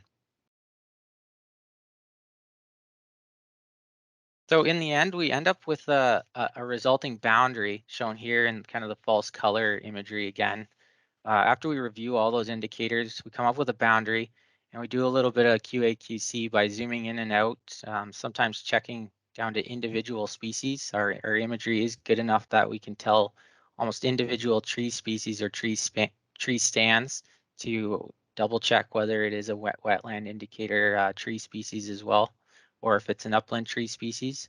And the false color can really help with that too, where the coniferous species show up as a more red color, and our aspens and deciduous trees more yellow in the fall false color. So zooming out and looking at Alfred Plantagenet a little more holistically with this map, we can see two obvious plateaus. And to bring down or put this in context a little bit, we'll call on Mike Mullaney to give us a geological context here. Thanks, Brent. So today, in a lot of the previous presentations, we've been talking about erosion and erosion hazards. Now imagine erosion occurring at a almost unimaginable scale. These large plateaus were created more than 8,000 years ago from a massive erosion process from the Ottawa River. The Ottawa River has long been suspected as acting as a continent to the ocean meltwater conduit post the last glaciation. The Ottawa River was absolutely enormous. And during flooding events, it's been approximated to have had flows of over 800,000 cubic meters per second. To put that in perspective, the current 1 in 100 year or 1% recurrence flow event for the present day Ottawa River is only at 10,000 cubic meters per second. The largest river on Earth today by volume is the Amazon River, but the Ottawa River was estimated to be flowing at 3 times larger than the current Amazon River flows. The Ottawa River cut through this fine grained sand and Champlain Sea marine mud and left these areas generally untouched and are rightfully discussed as paleo islands or paleo plateaus, which have become important for these local wetlands. It would have been a heck of a sight to see, and there would have been a lot more waterfront, I guess, if you lived back then. That's it. Hey, thanks, Mike. Bringing it all together here, the take-home message we're sharing is that SNC has the mix of technology, staff expertise, and field expertise, as well as policy expertise in order to map wetlands remotely, which is a very cost-effective way of doing this kind of exercise. Obviously, mapping and knowing where these wetlands actually are on the landscape is the first step in being able to apply the policies so that we can protect and conserve them. And then last, given the swamp wetlands in our area are the most prevalent type of wetland on our landscape in Eastern Ontario, protecting locally significant wetlands is a great way to retain forest cover and reduce forest cover loss in our area as well. That's it. Thank you. Thank you, James. Thank you, Brent. And thank you, Mike, for that update. If I can get Shannon to launch our first poll on that presentation. The first question is, what are the 4 types of wetlands? So there's a few options in the chat. If we can get you guys to select your preference or what you think is the right answer. Again, we'll be drawing a couple names at the end of our presentation.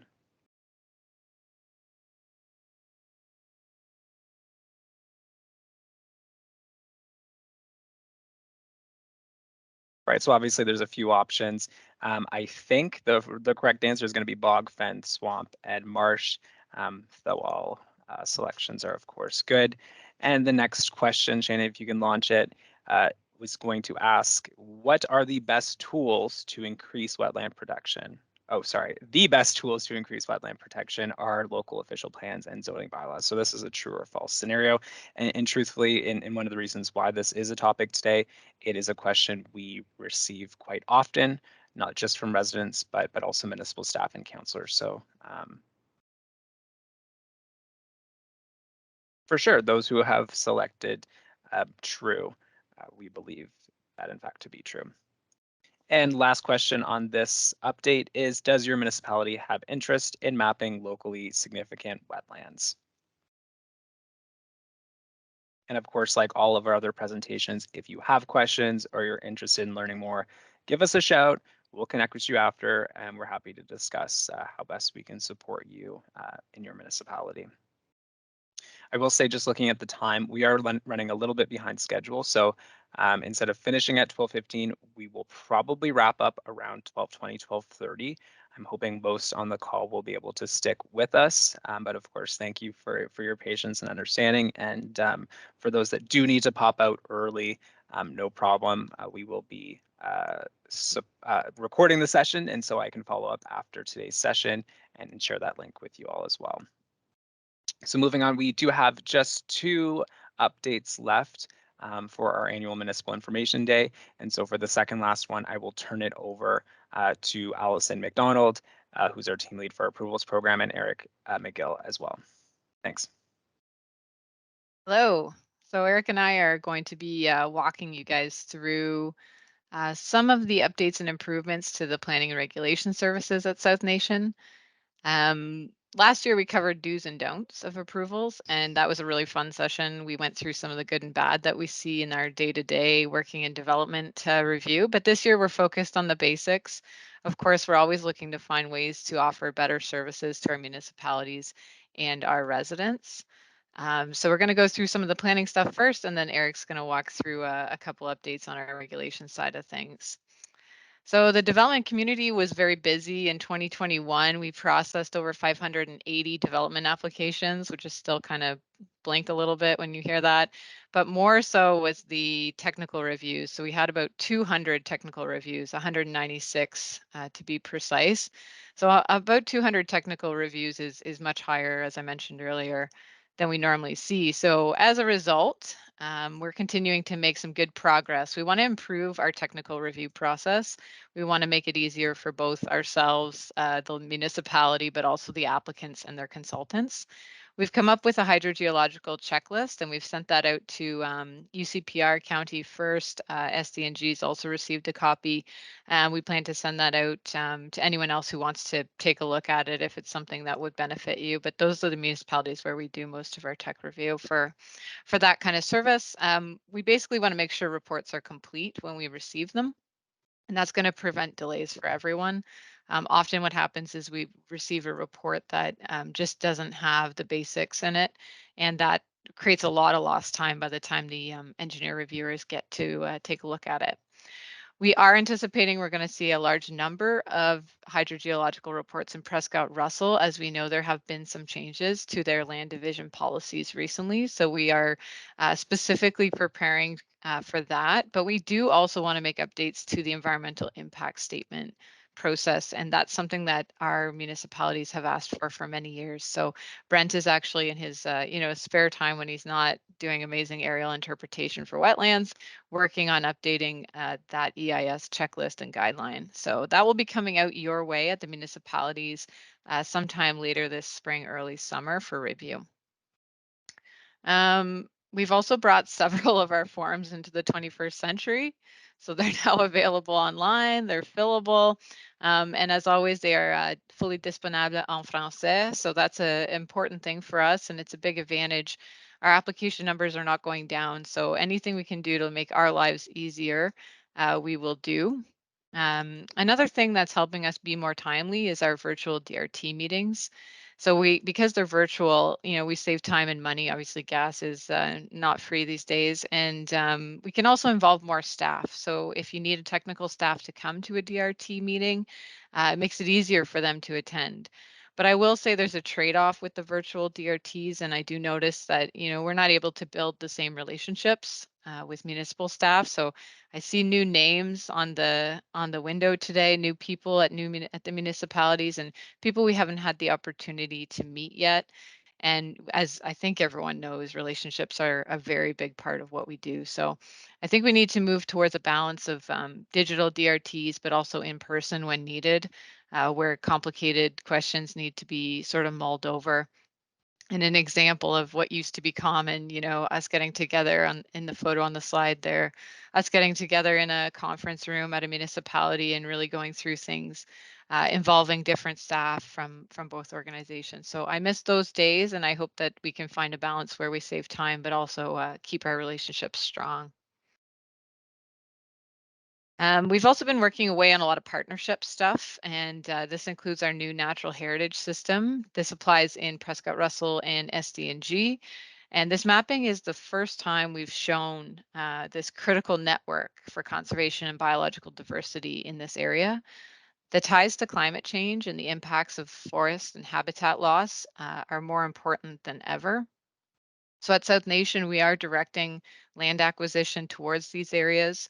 We are encouraging land donation from private landowners, but also looking at municipalities, as Alex mentioned, who may have natural cover land in these areas. We really need to get a good picture of our natural heritage system and make sure that we can protect it in perpetuity. We're also, that was challenging. We're also improving policies of the official plans, looking to work with SDNG and UCPR in the coming months to make updates there. We're also looking at the City of Ottawa and learning from them as they are pushing towards that standard of no net loss for natural heritage that James referred to in his presentation. I wanted to give a shout out to the Raisin Region Conservation Authority. We've been able to push a few really, they're simple projects, but I think they're making a big impact on the landscape for SDNG. We're looking at simplifying overlapping jurisdiction, so making things cheaper and faster for severance applications in North and South Stormont. We're also working together on our regulation policy updates now, so that we'll have consistent regulation policies. And we're learning from each other when it comes to wetlands and how to regulate those, and building some really great relationships there with everyone in that office. So that's causing a lot of optimism for me personally, just seeing the way we can, do more with less, which is always what we're asked to do in this line of work. Some interesting things that have been happening. The province actually released consultation on updated watershed planning guidance, and that's really great to see. We did do a thorough review of that guidance that was released, and we can send our comments off to the planners in the lobby here. But it was great to see a renewed emphasis on this type of planning. We know that it's going to be important for expansion areas in the City of Ottawa, where we have some complex water related and natural heritage related things on the landscape. This type of planning is traditionally or historically been done in Ottawa, but we hope that we can bring a scoped version of this out to other municipalities in areas where you have some development potential. And we can tailor these plans to your local conditions and focus them into what we call like a practical development guide, really trying to save time when applications start to roll in some of these areas. So it requires some thinking ahead, but it's something that we can really scope and scale. And as you heard from all the presenters before me, there's a lot of ability and technical know-how in this office, and we can do amazing things if we work together. So that's an exciting sort of step forward on watershed planning. We also wanted to mention, we have these relationships with you guys, and they are a shining example of how great things can be when we work together as professionals and where we have common goals. From the LiDAR project that Rhonda told us about, to floodplain mapping, to our natural heritage system and our subwatershed studies, we have enjoyed a long and mutually beneficial history of planning projects with you, our members. But as Eric and Angela would say, every good relationship needs a legally binding agreement. And in our office, we call those memorandums of understanding, and they form a foundation for our services, and they set out expectations, and they are important. You'd be familiar with the Building Code Part 8 services that Monique and her team provide, our risk management agreements for clean water, source protection, but we also have planning and technical review memorandums that Alex and Mike sort of referred to earlier. These agreements are required to be updated this year, and of course the province has sprinkled a little bit of extra fun on top of that with very specific requirements. But at a practical level, really, we're going to be having conversations with you, reaching out to you to go over the requirements and discuss the services that your municipality enjoys and the ones you need and the ones you're missing. So Eric and I are going to be working on that, specifically looking at the planning and tech review memorandums and the risk management agreements with local municipalities. So stay tuned for that, and we'll try to make it as painless as possible for you. We want to shift gears and talk a little bit about the development landscape right now. I want you to take a look at this slide if you're in your email or on your phone. This one is my favorite. I can't even remember who sent it to me, but it reads, it's a property for sale. We've protected the name of the guilty party in this case, but a realtor has posted this description. The property is presently underwater, but could have endless possibilities in the future. Be creative. Wetlands with permitted uses attached. And of course you see one photo only with a danger sign in front of a body of water. And I feel that although this is not within our watershed, it really does sum up what we've been seeing out there. And we have our own versions of this. So sometimes when you think you've seen it all, you're sitting through a meeting that's going pretty well. And at some point you realize the developer is showing you a plan where they are going to be funneling all of the floodplain and stormwater into a karst hole. And also surprise, you didn't know there was karst in this area. So those are the meetings where we really want to make sure we have the right technical staff with us. This is in our watershed, and it was well thought out and well engineered, and was lots of ideas come forward when we have challenges. But you're going to see things you haven't seen before, I think is kind of what I'm realizing. So this brings me back to Sandra's presentation, and Alex and Mike. You need to be sure we have good information on our natural hazards. We're dealing with all kinds of things on our landscape, landslide potential, meander belts, erosion, things we've been trying to sort of bring to your attention today. It's DRAPE and it's LiDAR, and it's starting to show us all these different things that we have to deal with on development sites that we may not have even seen before. And unfortunately, it really is too late to tackle these complex hazards when the building permit is ready to go out the door. So pre-consulting early, being cautious, coming to our experts and asking their opinion. Mike has the history of the Ottawa Valley back to God knows when, dinosaur times. Those kinds of information are that's the information we need right now to sort of process some of this, these incredibly creative plans that we're seeing. So how do we serve our residents? We need to find practical solutions. We need to be reliable, but we need to be fast. We need to make assessments quickly. We need to make sure we know what we're getting ourselves into before we put it down on paper as well. We also need to talk about safe access and the impact of changing climate. So Angela made a comment in chat earlier about, sunny day planning. We do get the luxury to do our planning on dry days, but we have to keep in mind the days where the Ottawa River is ready to overtop that bridge, which I think it did at one point. And those moments are terrifying for people who may be living near hazards. We have to negotiate subtle but important differences between the PPS prohibition of development and the somewhat more permissive CA Act, which Eric is going to touch on a little bit as well. And we have to recognize in our watershed that the floodplains can be very different. If we're on the Ottawa River versus the St. Lawrence versus the South Nation, and even different sections of the Ottawa River are very different. We also have to consider safe access, which is often sort of forgotten. And we need to consider flood proofing for existing development. That's very challenging to negotiate when we have people looking to develop or redevelop. So getting into the climate change, a practical step forward to feature from our friends at the City of Ottawa is considering a 350-year storm event. It sounds huge, but this image here on the slide kind of shows you it's not always that dramatically different. What it usually works out to is, just going off the report I was reading the other day, is around a 0.3 meter increase in elevation, which coincidentally is our floodproofing buffer that we apply for redevelopment in these areas. So 350-year floodplain mapping is completed by our office and can be done when you're looking at doing 100-year modeling. The city is looking at putting this up available to the public this summer. And they're going to be developing some FAQs and public meetings, but we've already worked with the city on the policies around this mapping. And I think it's a progressive step forward. It's always scary to do something new. Climate change, we've always said, well, we don't really know what exactly we need. How big does the culvert need to be? Is it 30%? Is it 20%? The city's at least taking a stand, and it's made it a priority to tackle this, and I think sets a standard that we could all use. So shout out to them for that work, and to our office who's helping to push that forward, Sandra and her team. So we're switching over to regs. I'm just going to do a quick slide on our updates and pass it over to Eric for some fun legal stuff. Similar to planning and septic, we have a fully online application form. So if you are one of those people doing culverts and bridge work, listen up. If you could use that online form and tell your consultants to use that online form, it would really help us to reduce our administrative time.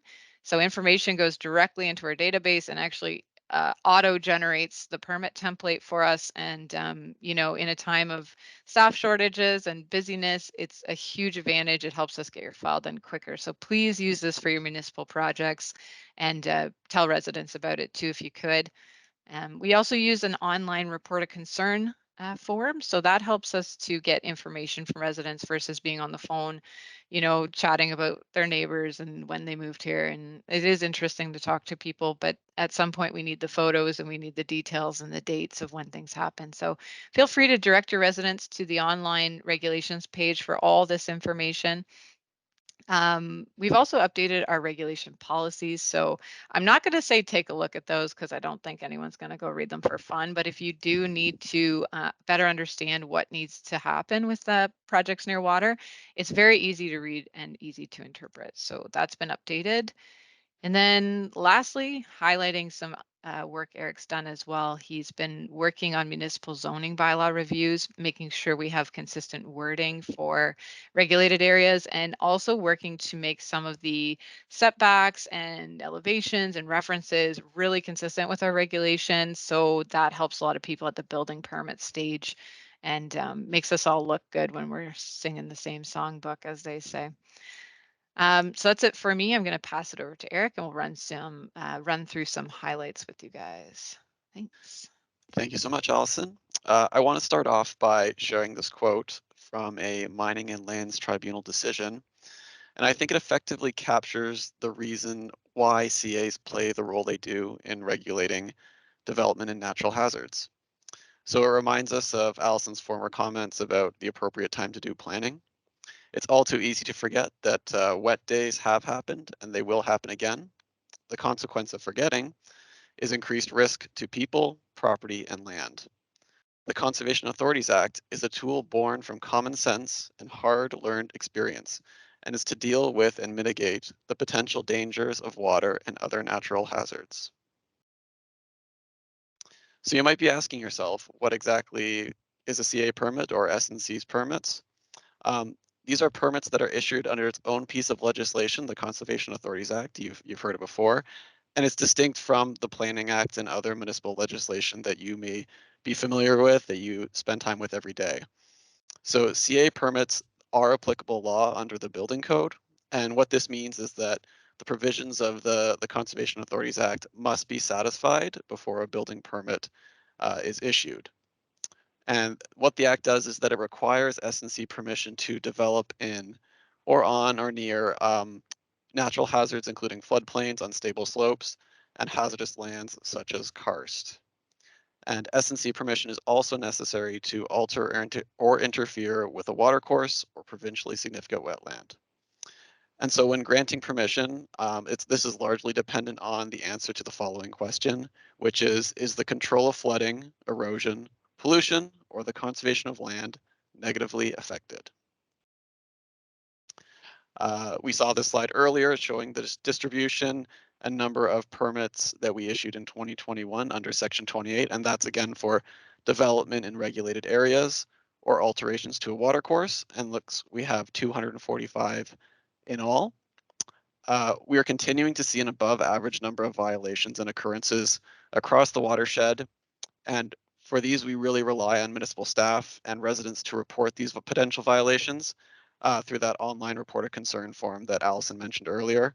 And we are very grateful for all the municipal staff support we have been receiving as we work to resolve these issues. This chart here illustrates what the board of directors and staff can look at and draw upon when making a CA permit decision. And I'm sure you note that we cannot consider the Planning Act and zoning when making a permit decision, and this is why it is so important to resolve matters under the Planning Act and consult with SNC staff prior to the applicant coming to us and beginning that permit process. As Allison mentioned, our board recently approved a housekeeping update to our regulations policies.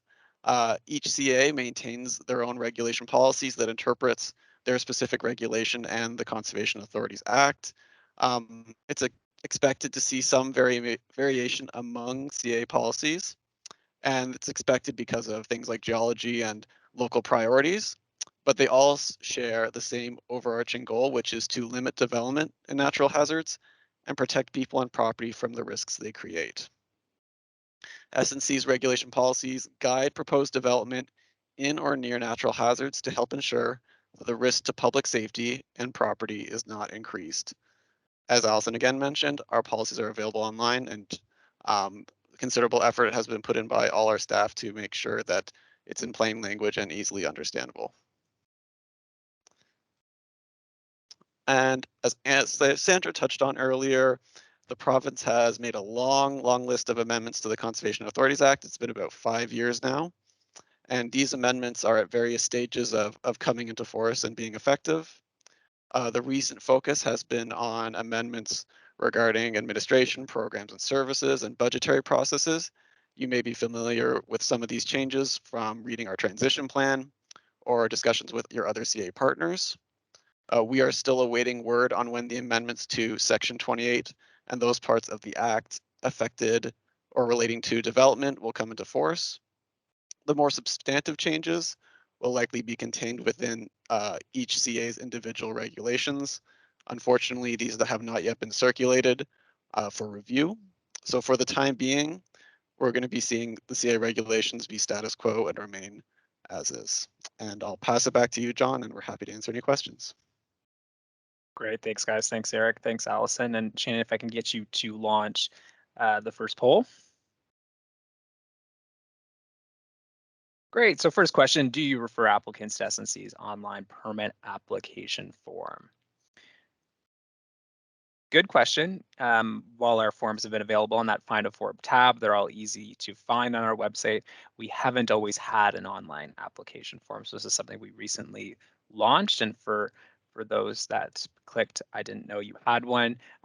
No issue to that. This may come as a surprise to some of you, but like Allison said, this is going to really help us reduce some of those administrative times to get permits and applications into our system. So it is still on the Find a Form page, and Laura did drop a link into the chat if you're interested. And our next poll, Shannon.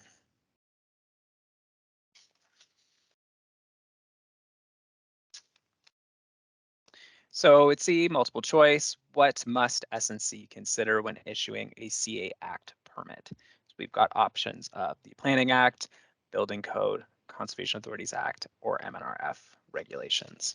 This is a tricky one. I think Eric helped move this one along in his update.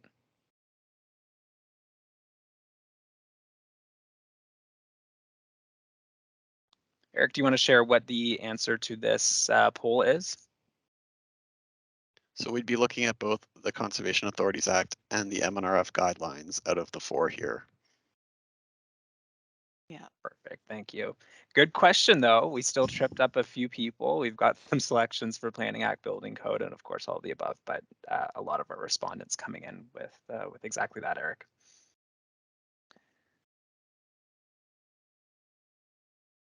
And I think that was a tricky one. I think that's all the polls for that one. So thanks, guys. We do have one more presentation left for the day, guys. So again, thanks for those who are still with us, still watching. We'll do one final presentation and then we'll give out a few prizes and send everyone on their way. So for the next update, we will turn it over to an update on our stormwater management facility inspection program.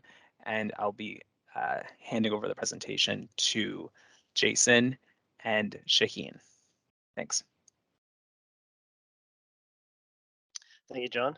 Good morning, everyone. Looks like we saved the best for last as usual, but I'm not sure it's always best presenting right before lunch, but here we are. Today we'll be presenting SNC's new Stormwater Management Facility Inspection Program.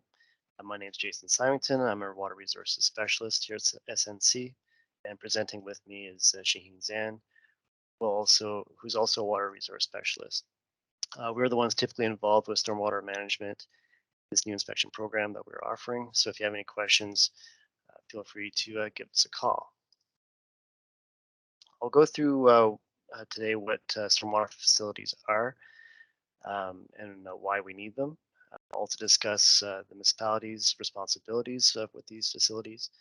And Shaheen will close off with what SNC looks at when undertaking the inspection of these sites. The stormwater management facilities are required to offset the effects of urbanization and increased stormwater runoff due to the changes in permeable areas caused by development. So in other words, whenever construction occurs, there's a loss of ground surface which would normally infiltrate rainwater or slow this runoff by forcing the stormwater to flow through thick grass or other vegetation. To help reduce the impacts of this increase in runoff, stormwater is stored in the ponds and released over 24 to 48 hour period. This release is designed to match pre-development runoff to be more like as if the development was never there.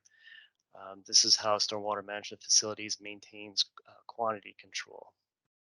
This low release rate helps reduce the chances of erosion or flooding in downstream water systems or urban areas and increase the quality of water to maintain the healthy aquatic system.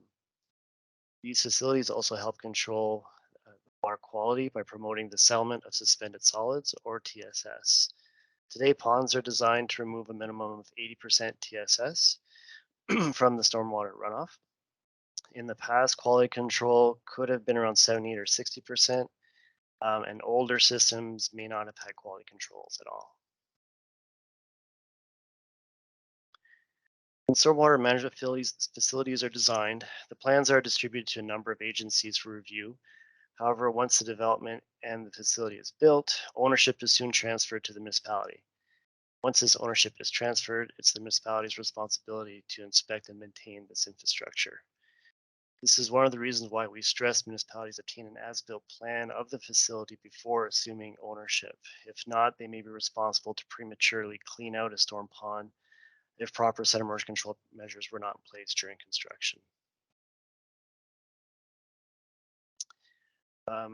So ECAs. So as noted, previous agencies review these plans, including the province, who will give an approval for the design.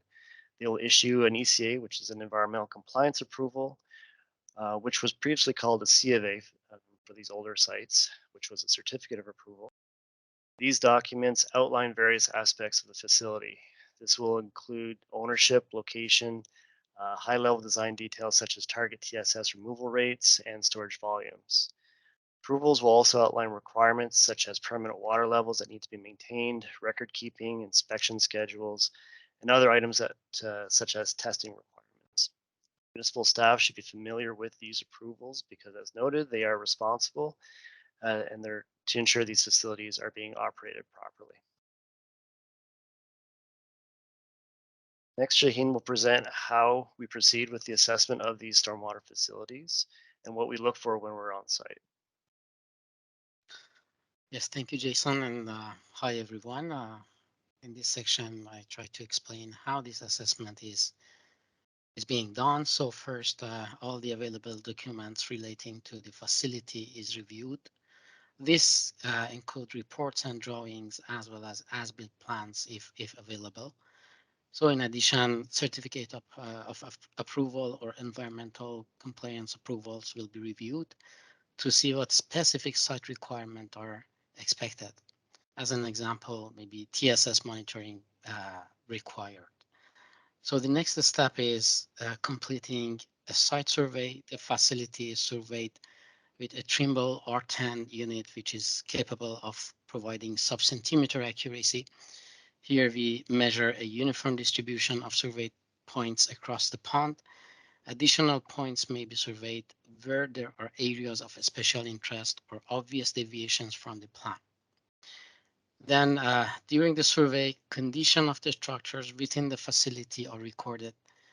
We look at various sections such as inlets, outlets, berms, etc.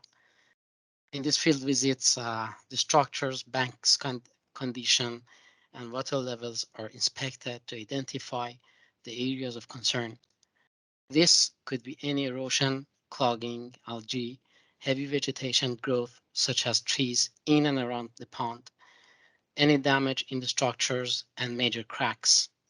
Also, the location and elevation of the structures are checked to see whether they are in line with the original design or as built. For example, as shown in this slide, there are 3 inlet structures of different stormwater ponds.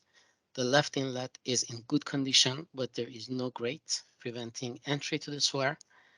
The middle photo shows an inlet in good condition with a grate, and the right photo shows an inlet with a grate. However, vegetation needs to be cleaned out, otherwise flow will back up in the storm sewer system.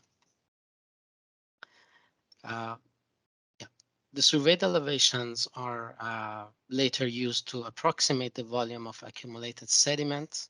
By comparing the survey data to the design plans or as-built drawings, we're able to get a rough idea how much sediment has accumulated in the pond. This information is useful when prioritizing which facility needs to be cleaned out and to determine a draft budget to undertake the work. Once the municipality has prioritized which ponds will be cleaned first, a licensed surveyor should be retained to calculate the actual volume to be removed from the facility. This will help finalize the budget and better scope the remediation work. And finally, all the collected information is compiled into a final report. This report will summarize the original storage design and quality control targets, the current condition of the facility, photos, plans, supporting documents such as ECAs, as well as conclusions and recommendations. So with that, I finish my presentation and I pass it over to John. Thank you very much. Thanks, Gene. I just have one more thing I'd like to add before we move forward with our lunch. This service can be tailored to suit any specific needs your municipality may need.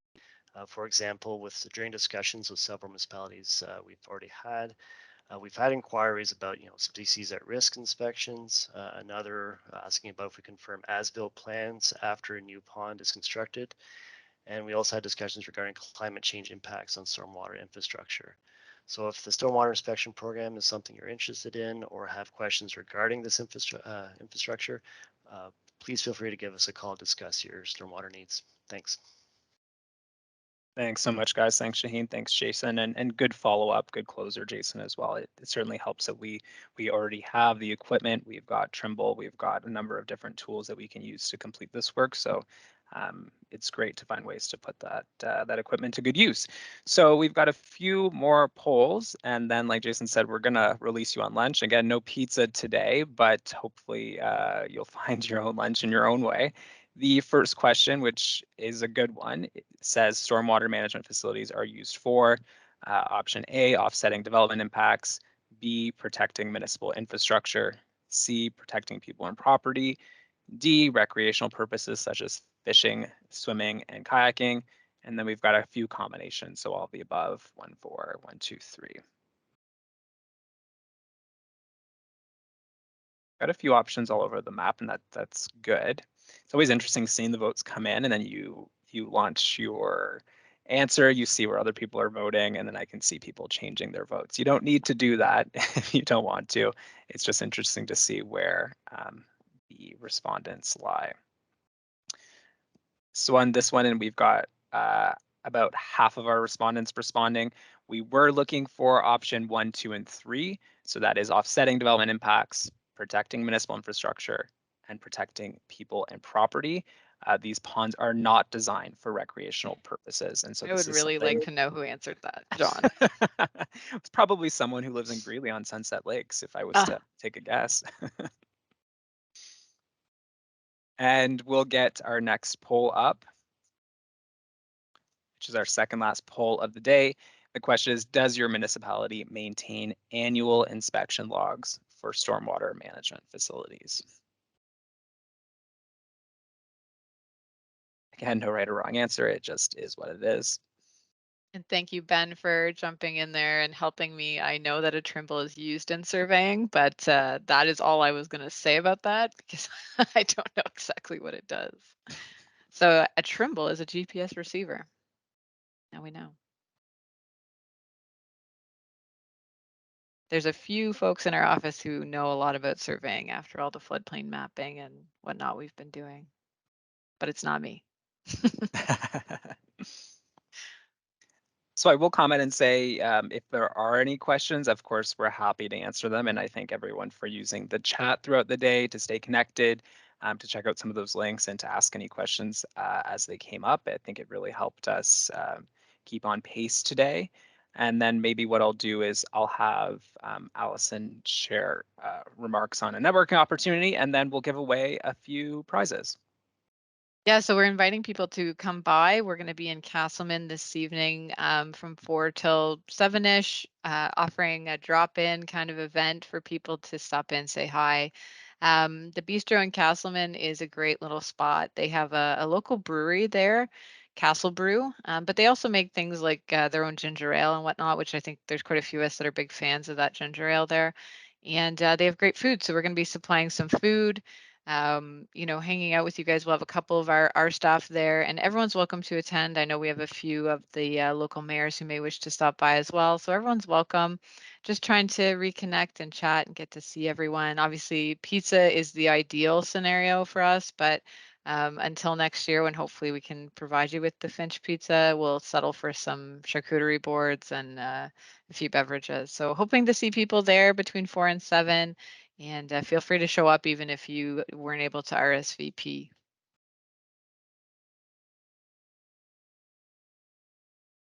Thanks, Allison. So we, as promised, we'll give away a few prizes based on some of the responses we saw in the chat. So it looks like we're going to give away 4 gift baskets, and within the gift baskets you will find, like I mentioned before, a gift of maple syrup and a gift of honey, both produced on SNC community land and donated to the authority. We'll also include a commemorative Yeti with our logo on, so you can use that to fill it up with your beverage of choice. So the first one, this is going to be an honorable winner. The first gift is going to Ben DeHaan, who is the Director of Transportation Services at the United Counties of Stormont, Dundas, and Glengarry. And Ben, what won you that gift was your fire gift in the chat earlier. That got some of the meeting discussion going. So we thank you for that. And for next year, hopefully everyone else will have a bit of a fire gift competition, perhaps. Next up, we have Cindy Saucier, who is a counselor from the Russell Township. Congrats, Cindy. Thank you for participating in our polls and within the chat. You also will be receiving a gift from us. Of course, Cindy does much in the environmental realm, not only in her municipality, but throughout the region. And so we thank you for all of that work, Cindy. Our second to last winner is Michelle Potvin from Alfred Plantagenet, the new Chief Administrative Officer there. We thank you for your contributions in the poll and in the chat, and we'd like to provide you as well with a gift of maple syrup and honey. And the very last one is being awarded to the municipal employee with the highest level of engagement through the meeting. And it just so happens that it was Peter Young, who is the Director of Planning Services at SDNG. So I think that's fitting considering you volunteering to speak and share the podium with us today. But we do want to say thank you, Peter, for your contributions as well. So if I can get a big round of applause from everyone for our winners, a round of applause for our presenters. And of course, we hope to see a few of you tonight. We hope to see many of you throughout the year and hopefully next year in person as well. And for anyone who's interested in stopping by tonight, we will also give away a few door prizes of maple syrup, which I think is fitting given the spring melt and the spring season. And with that, truthfully, we say thank you. Thanks so much for taking time to join us today. We look forward to the rest of the year and we look forward to the conversations to come. So feel free to connect with us at any point and we'll see where the year brings us. Thanks, everyone. Take care, everyone.